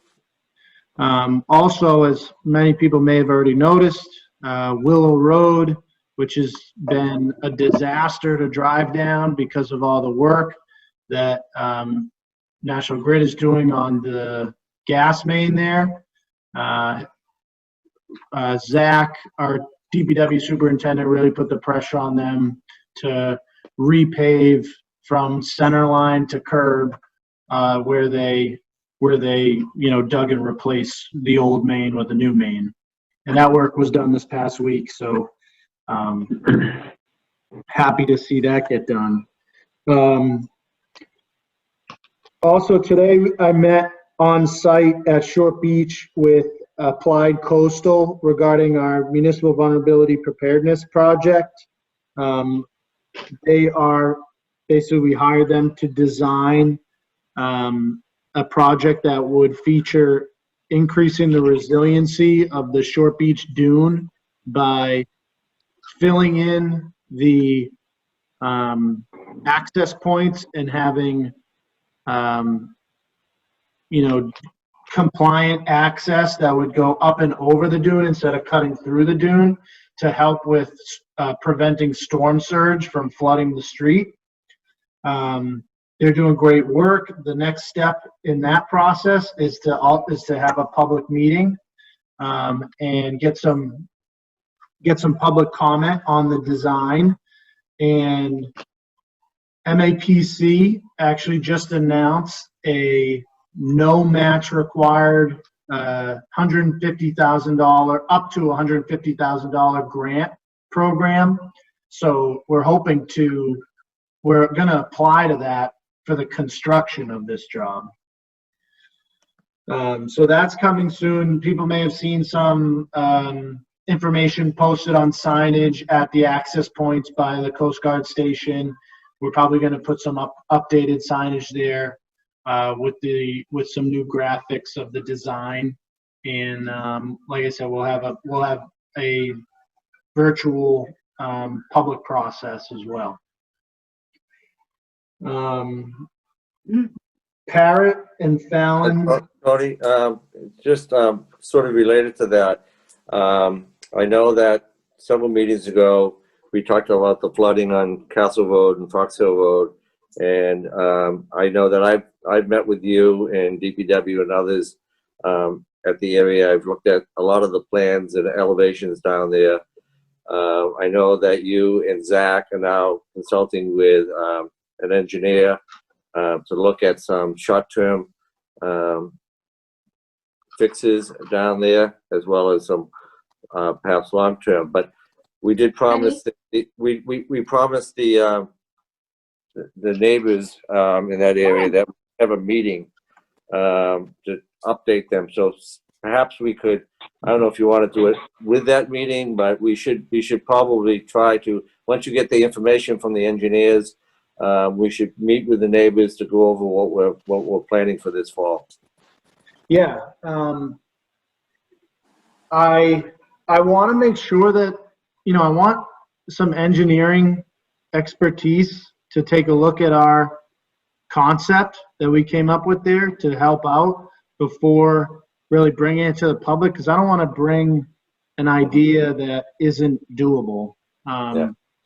So but essentially, yeah, we took a look at the data that we have now, and we're trying to create or improve emergency access for flood recovery that wouldn't interfere with the traffic patterns of the town. Whereas right now we basically, when we're pumping out of that area, we have to shut down either Castle or Nahant to run the hose across the street, and we're sometimes limited on access due to the flooding. So we're working on it, and we've consulted with Kristen Kent, the chairwoman of the Concom, and definitely want to bring that. I know they're eager to get some information. I want to get that to them as soon as possible, and obviously hope to maybe complete the work even before hurricane season, which is obviously right around the corner. Yeah. All right, great. So I just want to the people in that area that we haven't forgot. We're going to try to get something in place before fall. Also, Little Nahant, Parrot, and Fallon Road experienced damage on the seawall at the end of the road there in the 2018 storms, and we had to, in an emergency scenario, the town put some boulders out onto the beach there to help protect the road from falling into the ocean. And we are going to be going back out there in the coming weeks. I think right after Labor Day, we're going to be out there fixing those seawalls and fixing the temporary solution that we put out there. And next week, we're having a meeting with the neighbors, a Zoom meeting with the neighbors on Thursday, I believe, to explain to them the timeline and the plans and the details of that project too. A lot of that is funded by FEMA. And then lastly, streetlights. We've now awarded the installation contract. Caviello, I believe, is the name of the company. We did a bid process for that, and that work should be occurring over the next month. So a lot of things happening in the town over the next month.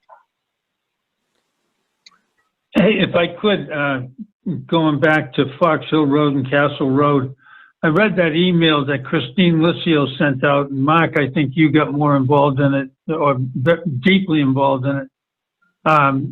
She's a great resource for all this. Mm-hmm. I'm sure we're going to, drag her into some of the thoughts she has on it. I know she's not an engineer, but she lives it and she understands it, and it might be well worth our while to bring her in often. Definitely. She's also very involved in the MVP committee. And, it's been a great resource there too.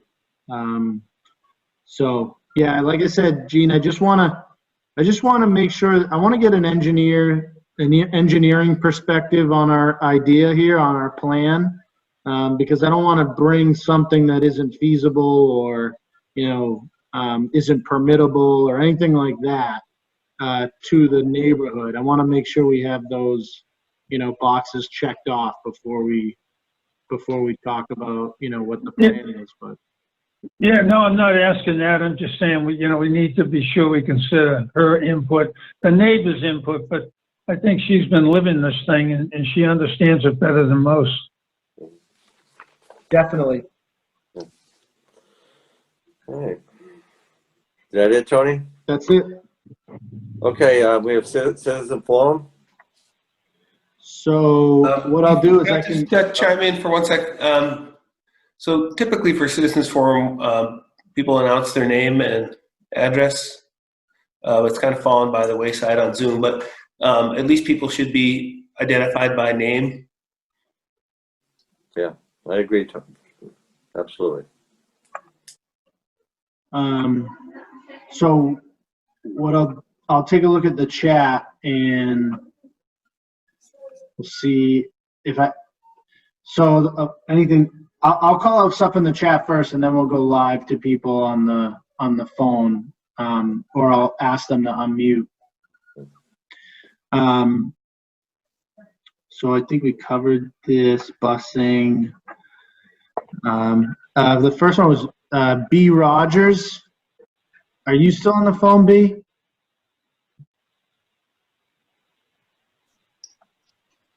I don't know. Her question was, do we know where it will be held? I think she was referring to town meeting. And the answer to that question is the Flash Road Park, the Babe Ruth Field behind the fire station. And as we approach town meeting, we will provide, graphics of that and what to expect, where to park, where to check in, that sort of all those details we'll obviously push out prior to the meeting. Ken Carangelo, are you still on the? Make sure people can unmute themselves. Okay, participants can unmute themselves now. So Ken Carangelo, you go. There we go. Yeah, I was trying to unmute. Yeah, there you go. All right, thanks. So I just put in the chat, just for the sake of completeness, there's sort of four questions on topics that have been discussed here. Let me just strut into them in order here. The first, sorry, a second. There's too many screens going on here. The first one is just regarding the eminent domain funding. As the current warrant articles are written, there doesn't appear to be a specific contingency if $3 million isn't enough. And I know at the last meeting, Josh had mentioned a financial backstop of grants and gifts, et cetera, to be determined. Is there, as the article is written, if there is a gap, is it just grants and gifts TBD, TBD? Or does the amendment to the NPT gift agreement mean that they are committing to making up any difference? Well, why don't we take that, Tony? As I said, the whole ED discussion with our professionals is evolving as we speak. You speak of a backstop, and that's the difference between what the pro tanto or what the town pays Northeastern and what Northeastern thinks it's worth, and confirmed by a jury. We are working on contingency plans. I don't think we're at a point right now to discuss them in details, but I feel pretty comfortable that within the next couple of weeks we'll have a better answer for you in regards to that.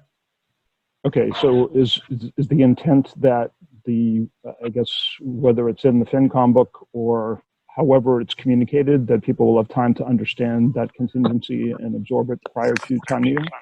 Yes. Josh or Gene, add to that? No, I think that's been said all along. I don't think there's any real question to what's being asked. We need some patience to clearly understand where we're going with this. To quote a famous movie, just show me the money. That's all I'm asking. Okay, that's fine. That's appreciate the response. Regarding eminent domain funding, if the current plan to do this as a borrowing through the Community Preservation Act is approved, does that borrowing itself obligate the town to remain in the CPA program for the 30-year duration of the loan, regardless of how the state match may change in the future? And does the act of borrowing in that way obligate the town to 3% indefinitely? Does it prevent the town from changing the percentage at any time in the future? I could probably answer that, Tony, and you can correct me if I'm wrong here.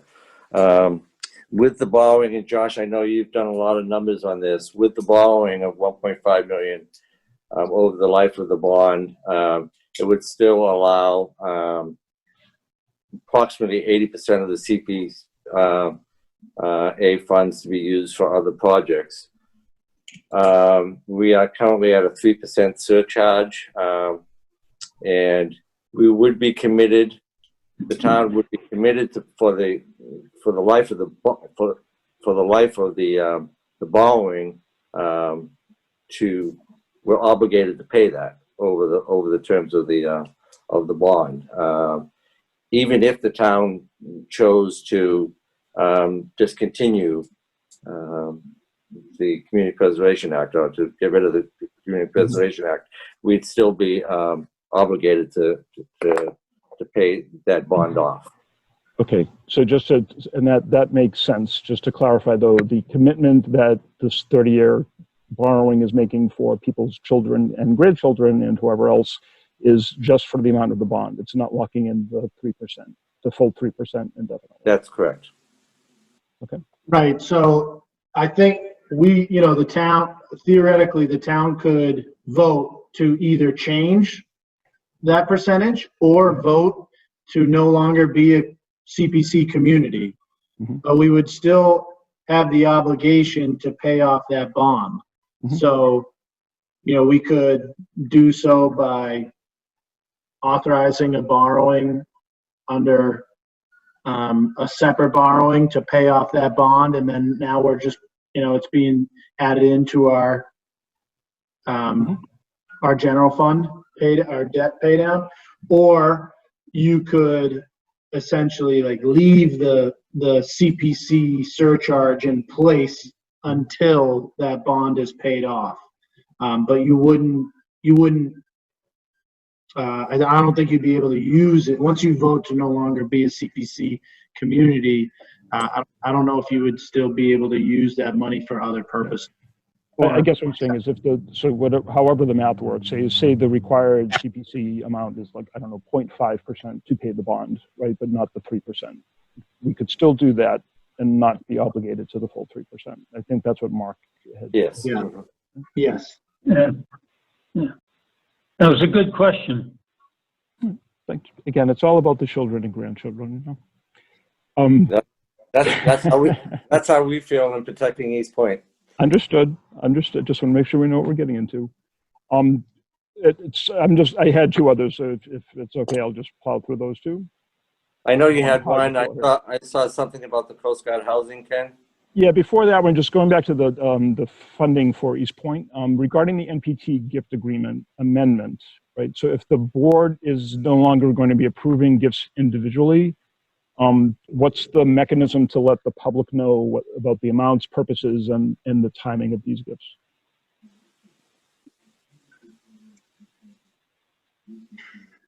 I guess there's the vote. What the vote does is allow the board to accept the gifts on a rolling basis without having to do it at a post a board of selectmen meeting. Mm-hmm. So I guess you're kind of eliminating that mechanism, but there's nothing that prevents the board to provide an update publicly at every board of selectmen meeting. Mm-hmm. About any type of gifts that have been received. Mm-hmm. So essentially, it would just be a disclosure, not necessarily an acceptance. Dan, do you think I have that right? No, I think you have it right. But Ken, to your point, you can always do is file a public records request on a regular basis if that's something you wanted to do to pull that information from town hall. Should I do that weekly, daily, every month? That's up to you. That's up. Ken, I'll call you. I'll let you. No. Is there something the Board of Selectmen could just commit to disclosing at whatever BOS meeting is after whatever gift takes place? To just no problem. That? Yeah, no problem. Thank you.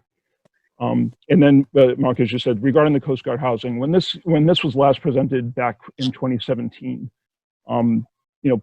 the FinCom book included a number of questions that at the time were not answered, and I think that's part of the reason that the motion didn't carry at that point.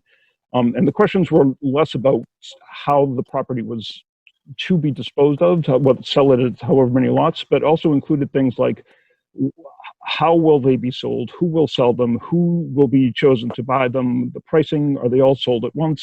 It's like all those sorts of things. And I think it's 3+ pages of questions. Some of them no longer apply, given I think that what the scenarios are to be presented. But will those sorts of questions be addressed for town meeting? Well, they're going to have to be addressed to me. I know that, I didn't have any comment earlier in this meeting when the subject came up when we were discussing the warrant. The Coast Guard Advisory Committee, I know, have been working on this for the past 2 years, well before I was a member of the Board of Selectmen, and I know that they put a lot of work into it. I do have my own opinions on what is the best use of that property, and I thought the best way for me to discuss them is at town meeting. And I know that the FinCom, a couple of years ago, when they responded, I thought did an excellent job in raising those questions. Like you said, some of them were answered, may have been answered, some of them may have not, but I have a lot of questions myself. And I'm going to reserve my questions to Tony. You said there's going to be a public Zoom meeting. I plan on attending that and express my feelings towards it in town meeting. And the chairman, Peter Barba, kind of did a briefing of that presentation to FinCom last week.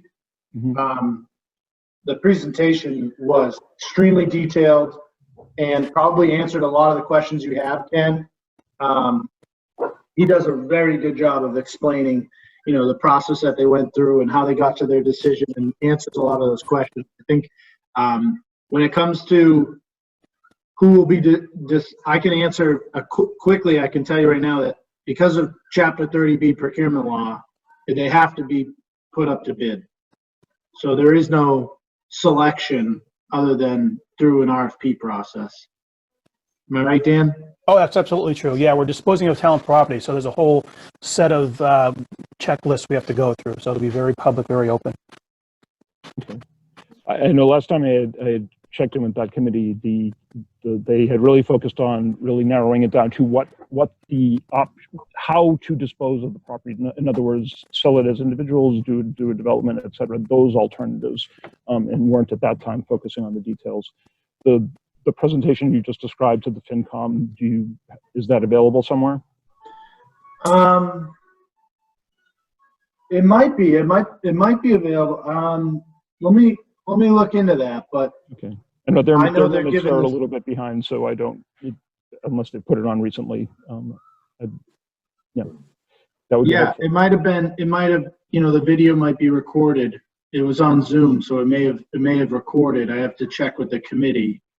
But like I said, a lot of the questions you asked about how it will be disposed of and how they got to where they ended up, all that's in there. It's a good presentation. I think it answers a lot of those questions. I encourage anybody with those questions to keep an eye out for the regularly posted meetings and to attend the, we'll put it on Facebook. We'll put it out there. It's a big one for the town. We'll probably do a robocall of some sort to encourage people to participate. I mean, for me, I want people to participate in that meeting so they have a better idea of how they're going to vote at town meeting, so we can get through that, get through all these warrant articles quicker. So I'm going to encourage a lot of people to participate in that pre-meeting. Again, if the materials could be available either as they exist or before that meeting, that would be helpful. And obviously, that's exist. All right, great. Thank you very much. Next is Heather. Heather, are you still on the line? I am still on the line. All right. So you were the next one with the question that looks like it has to do with Coast Guard. You've been talking about the Coast Guard housing, and I've been listening. I think these questions should have been answered before the article got put up. I've been watching this whole process very closely for the past 8 years, And honestly, what I see in this warrant is exactly what 60, 70, 80 people showed up to say they didn't want a couple years ago. This is an opportunity for the town to do something that'll be like lasting and meaningful for us. And just putting 12 new houses up at market price seems like a waste for our town. We have an elderly population. 8 years ago, we wanted to have elderly housing there, and these people still are holding on to their houses, and we have no answers for that question. I just feel like it's a missed opportunity with this pack of land to do something that's worthwhile for our town and for our residents who have lived here a lifetime. Well, Heather, when I ran for for the board, one of my priorities was elderly housing and affordable housing, and it still is, and it will be when I discuss my opinions about the Coast Guard housing. I just feel like this is one of the last spaces of land we can do something as a community that makes a difference here. I mean, our town is changing fast.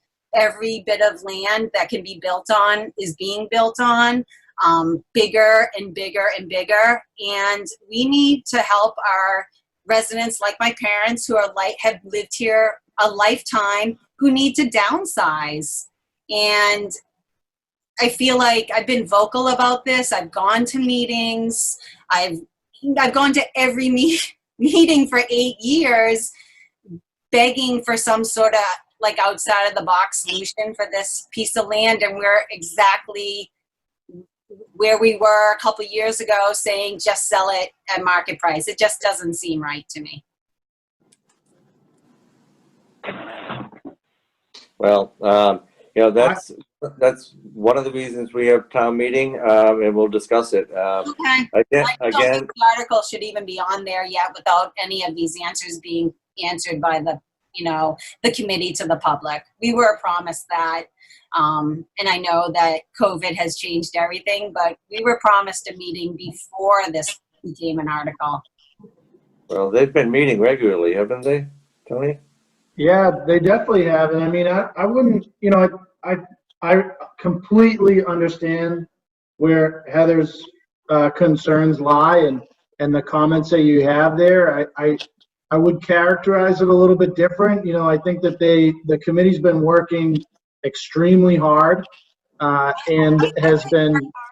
But I also think that when you bring up changing what they want to do as into something different, like they don't want to listen to you. They're not like, yeah, let's do that. I've been to a number of their meetings. I've listened to the presentation, a dozen times, and I know that they're trying to get.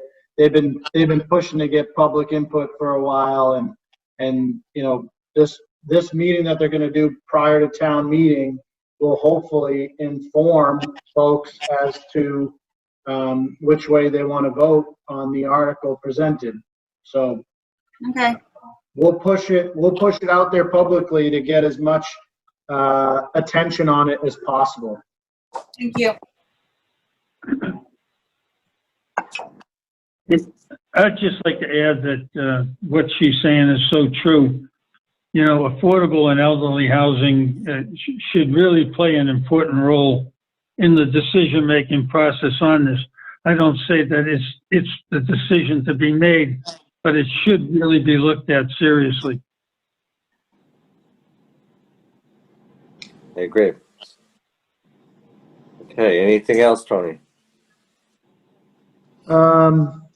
Yes, Alice. Is it Alice Court? No, it's not Alice Court.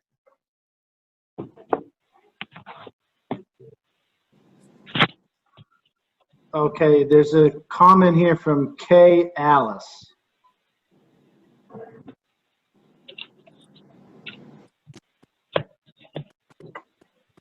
All right, well, I'll read it off.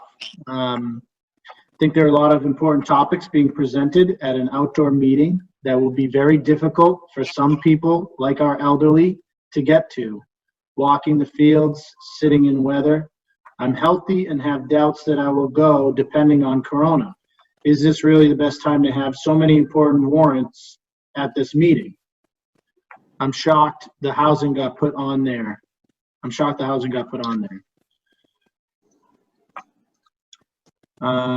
Jen McCarthy?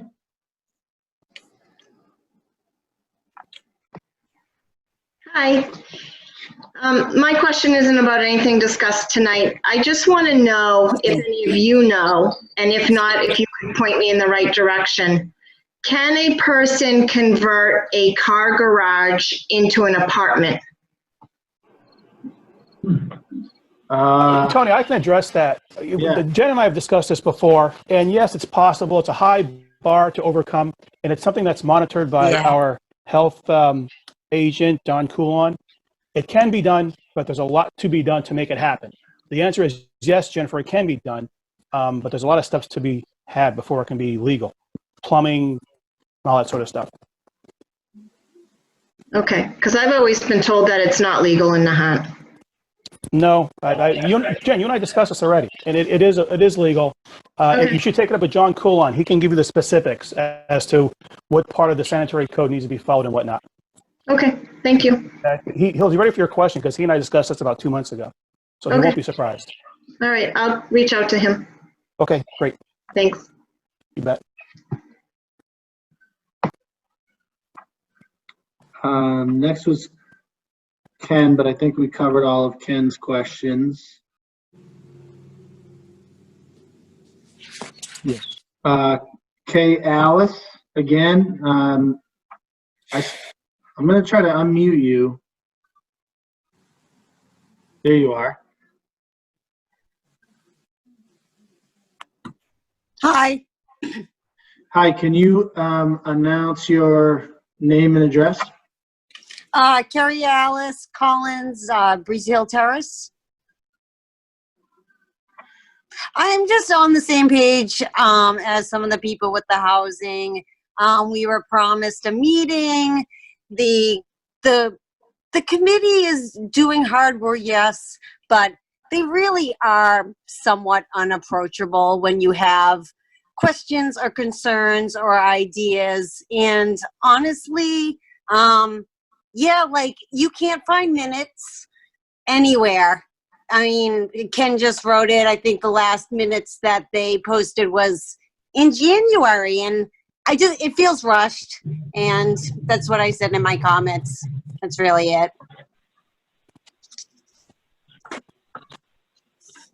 Okay.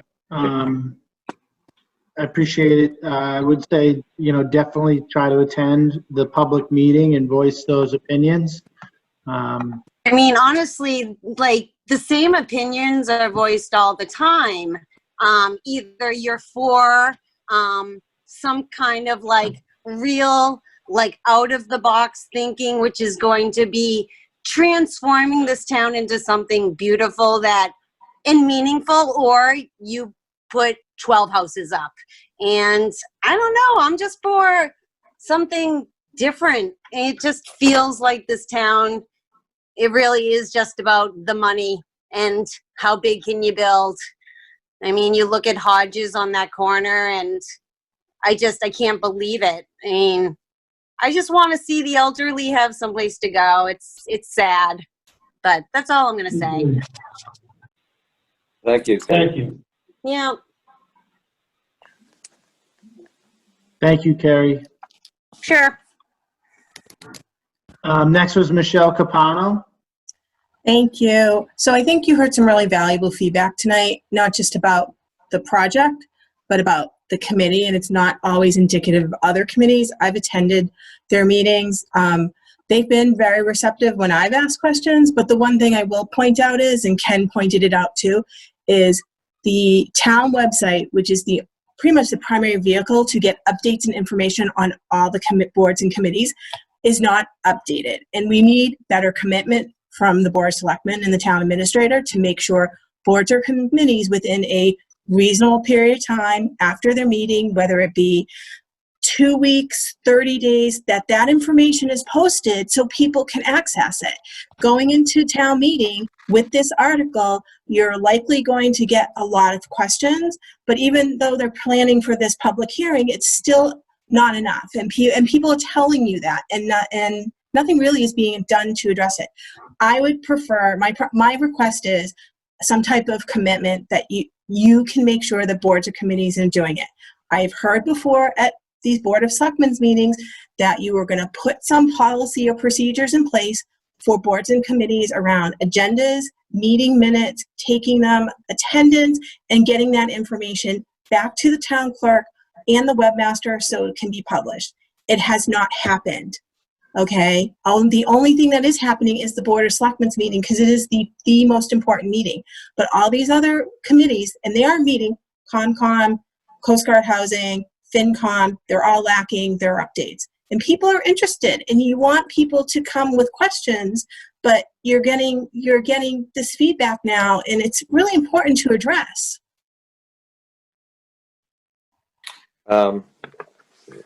Thank you, Michelle.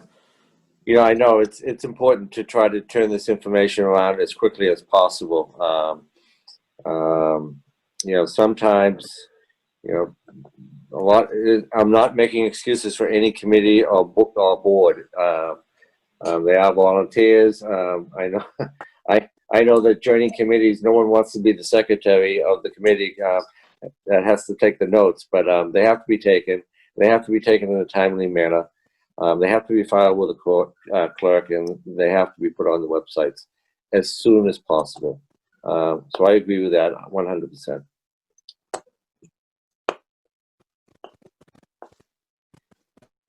Tony, you want to add anything to that? Yeah, I mean, I agree with you, Michelle.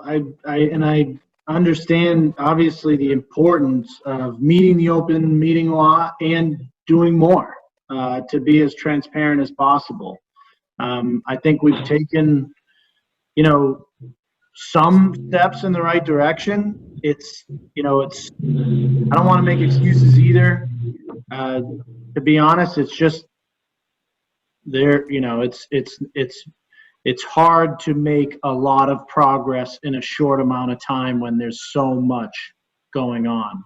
And that's just the honest truth of it. You know, one thing that I'll say, you know, is somewhat of a silver lining of the coronavirus is that it pushed us to this electronic format, which I think is almost a little bit, opens the door even a little bit more for people that maybe can't attend, you know, don't want to drive up to the town hall and sit in a conference room for a couple hours.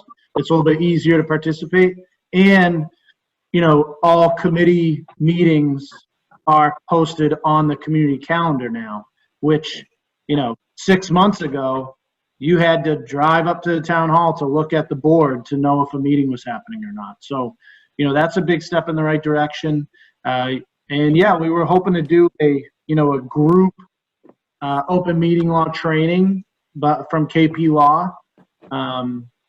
You know, and like I said, you know, it's just hard to get things done under the current environment right now. But you know, Tony, maybe we could start. And for all I know, maybe you've already done this by putting together some guidelines for committees.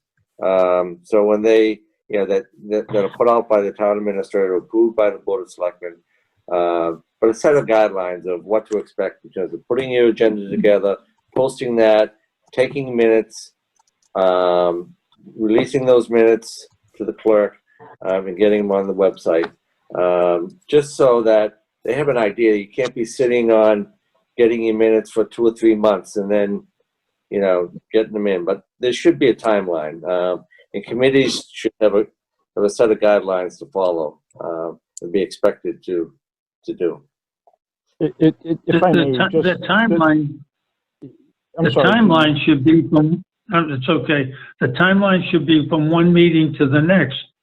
When you finish a meeting, the minutes are completed and reviewed at the next meeting. That makes it a lot easier and simpler to follow it.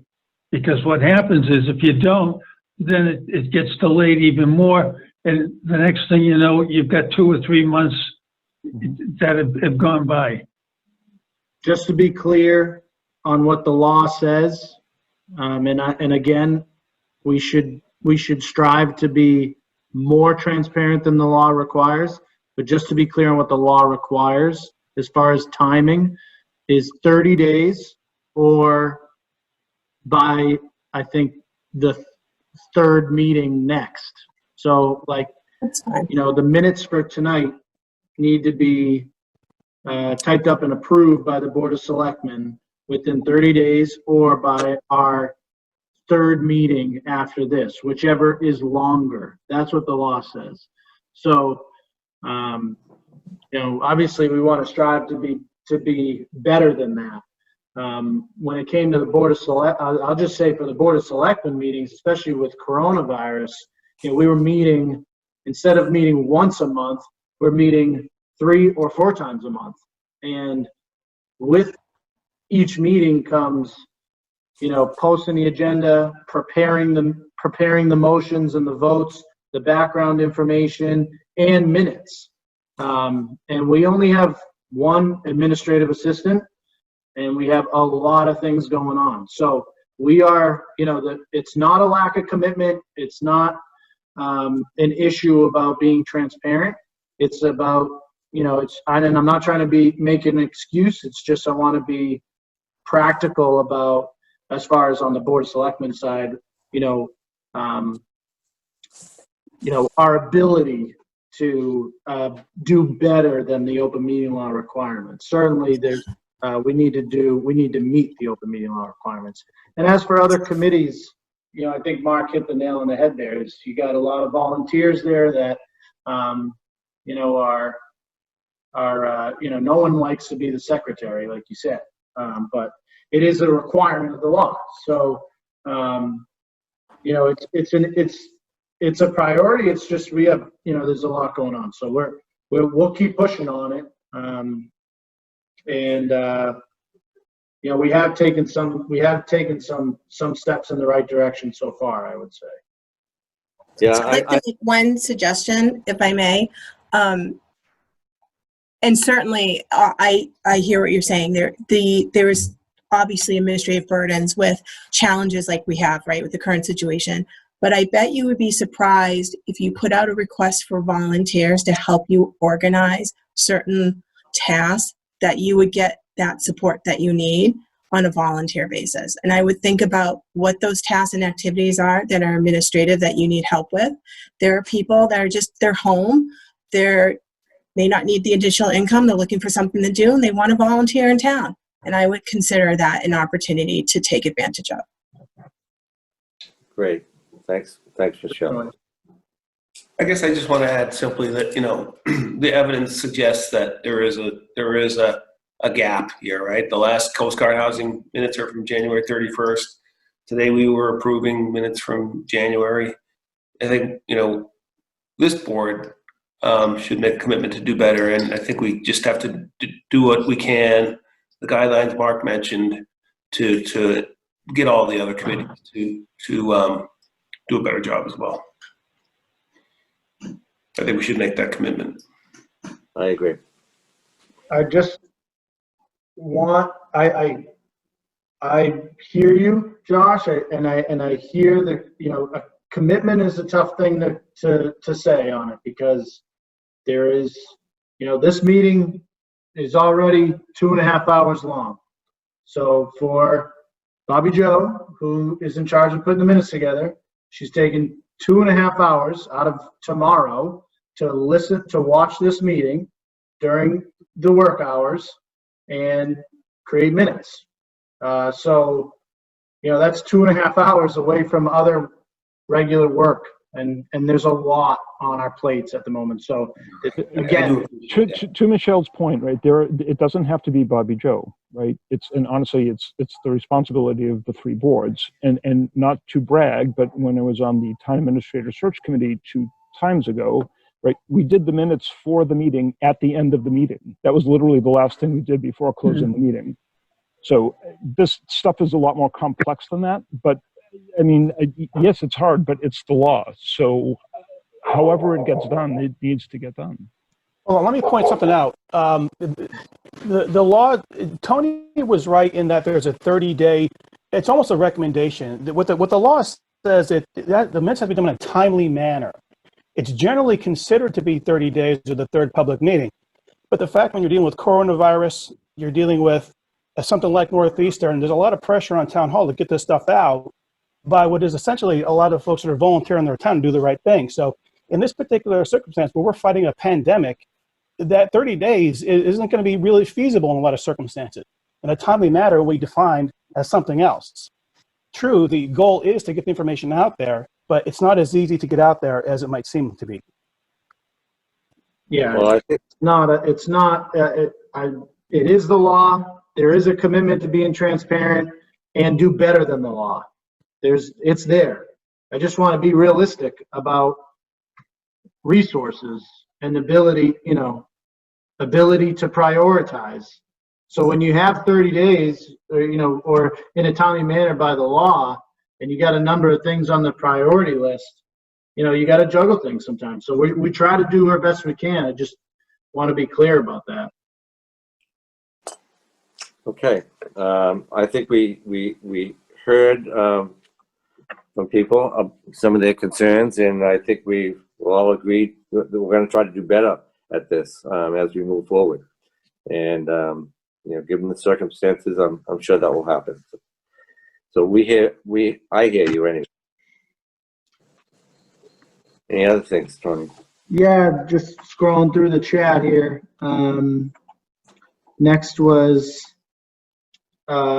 Kerry. Not a lot of time left. When should be answered soon. I think Kerry probably addressed that when she spoke.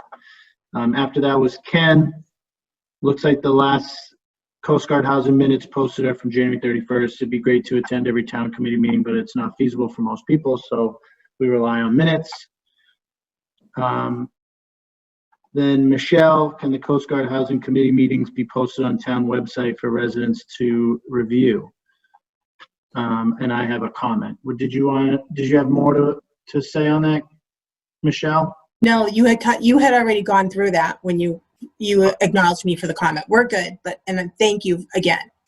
Okay, yeah. We might be able to, like I said, I'll check if that meeting with the FinCom was recorded, and if it was, we may be able to throw it on their we should be able to throw it on their website, on their page on the website.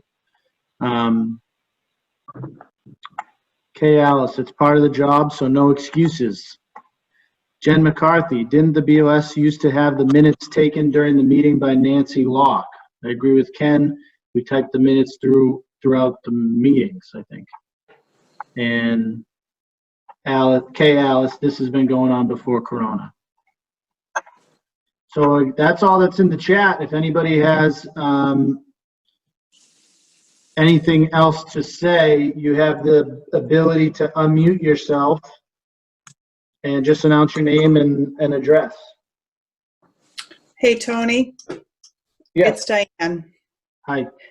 I just want to stick up for the Coast Guard committee. I did receive minutes of the meetings, so we do have them in the office. We just got them in. I don't know I know they're not posted to the website yet, but they have been working very hard, and the documents that I received from one of their meetings was about 20 pages. So so that the Coast Guard Committee doesn't feel like they haven't been doing their job. They have. I have received everything, I believe, and I was trying to pull it up, but I can't get into my work email. I believe that we have their meetings up until June or July, whenever their last meeting is. So I do have those meetings. So they are, and two of them are quite lengthy. So again, like 15, 20 pages. So they are doing a lot of work to put that together. Thank you, Diane. Just wanted to stick up for the Coast Guard Committee. All right. Anything else, Tony? I don't see anything else in the chat unless anybody, that's on call here wants to unmute themselves and participate. Okay, if there's nothing else, then let's see. An executive session is necessary to discuss the lease and valuation of real property at Kelly Green's Golf Course, 1 Willow Road, Nahant. We will not reconvene in open session. Gene? Seconded. No, you got a motion to make on that, Gene. Not seeing it here. I I'll move take that the board. it. Go ahead, Gene.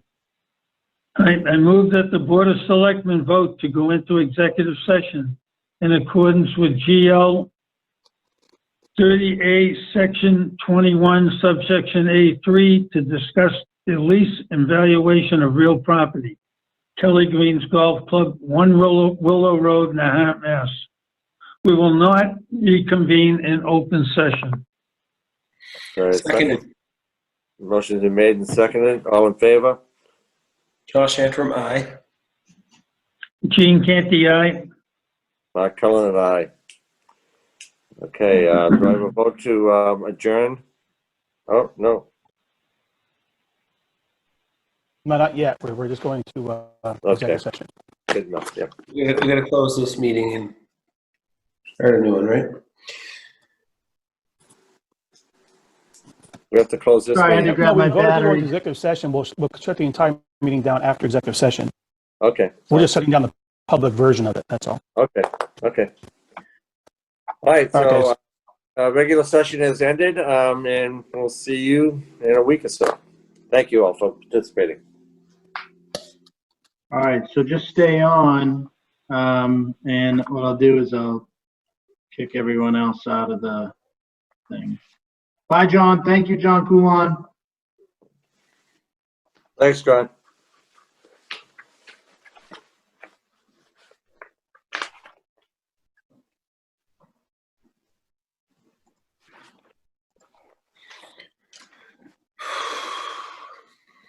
That was a little lot, huh? That was a lot. We're still open, so. So we're open mic here. Yeah, hold on. I think Dan. I'll be right there. How's your vacation? How's your vacation coming? I wished I was back in the Adirondacks.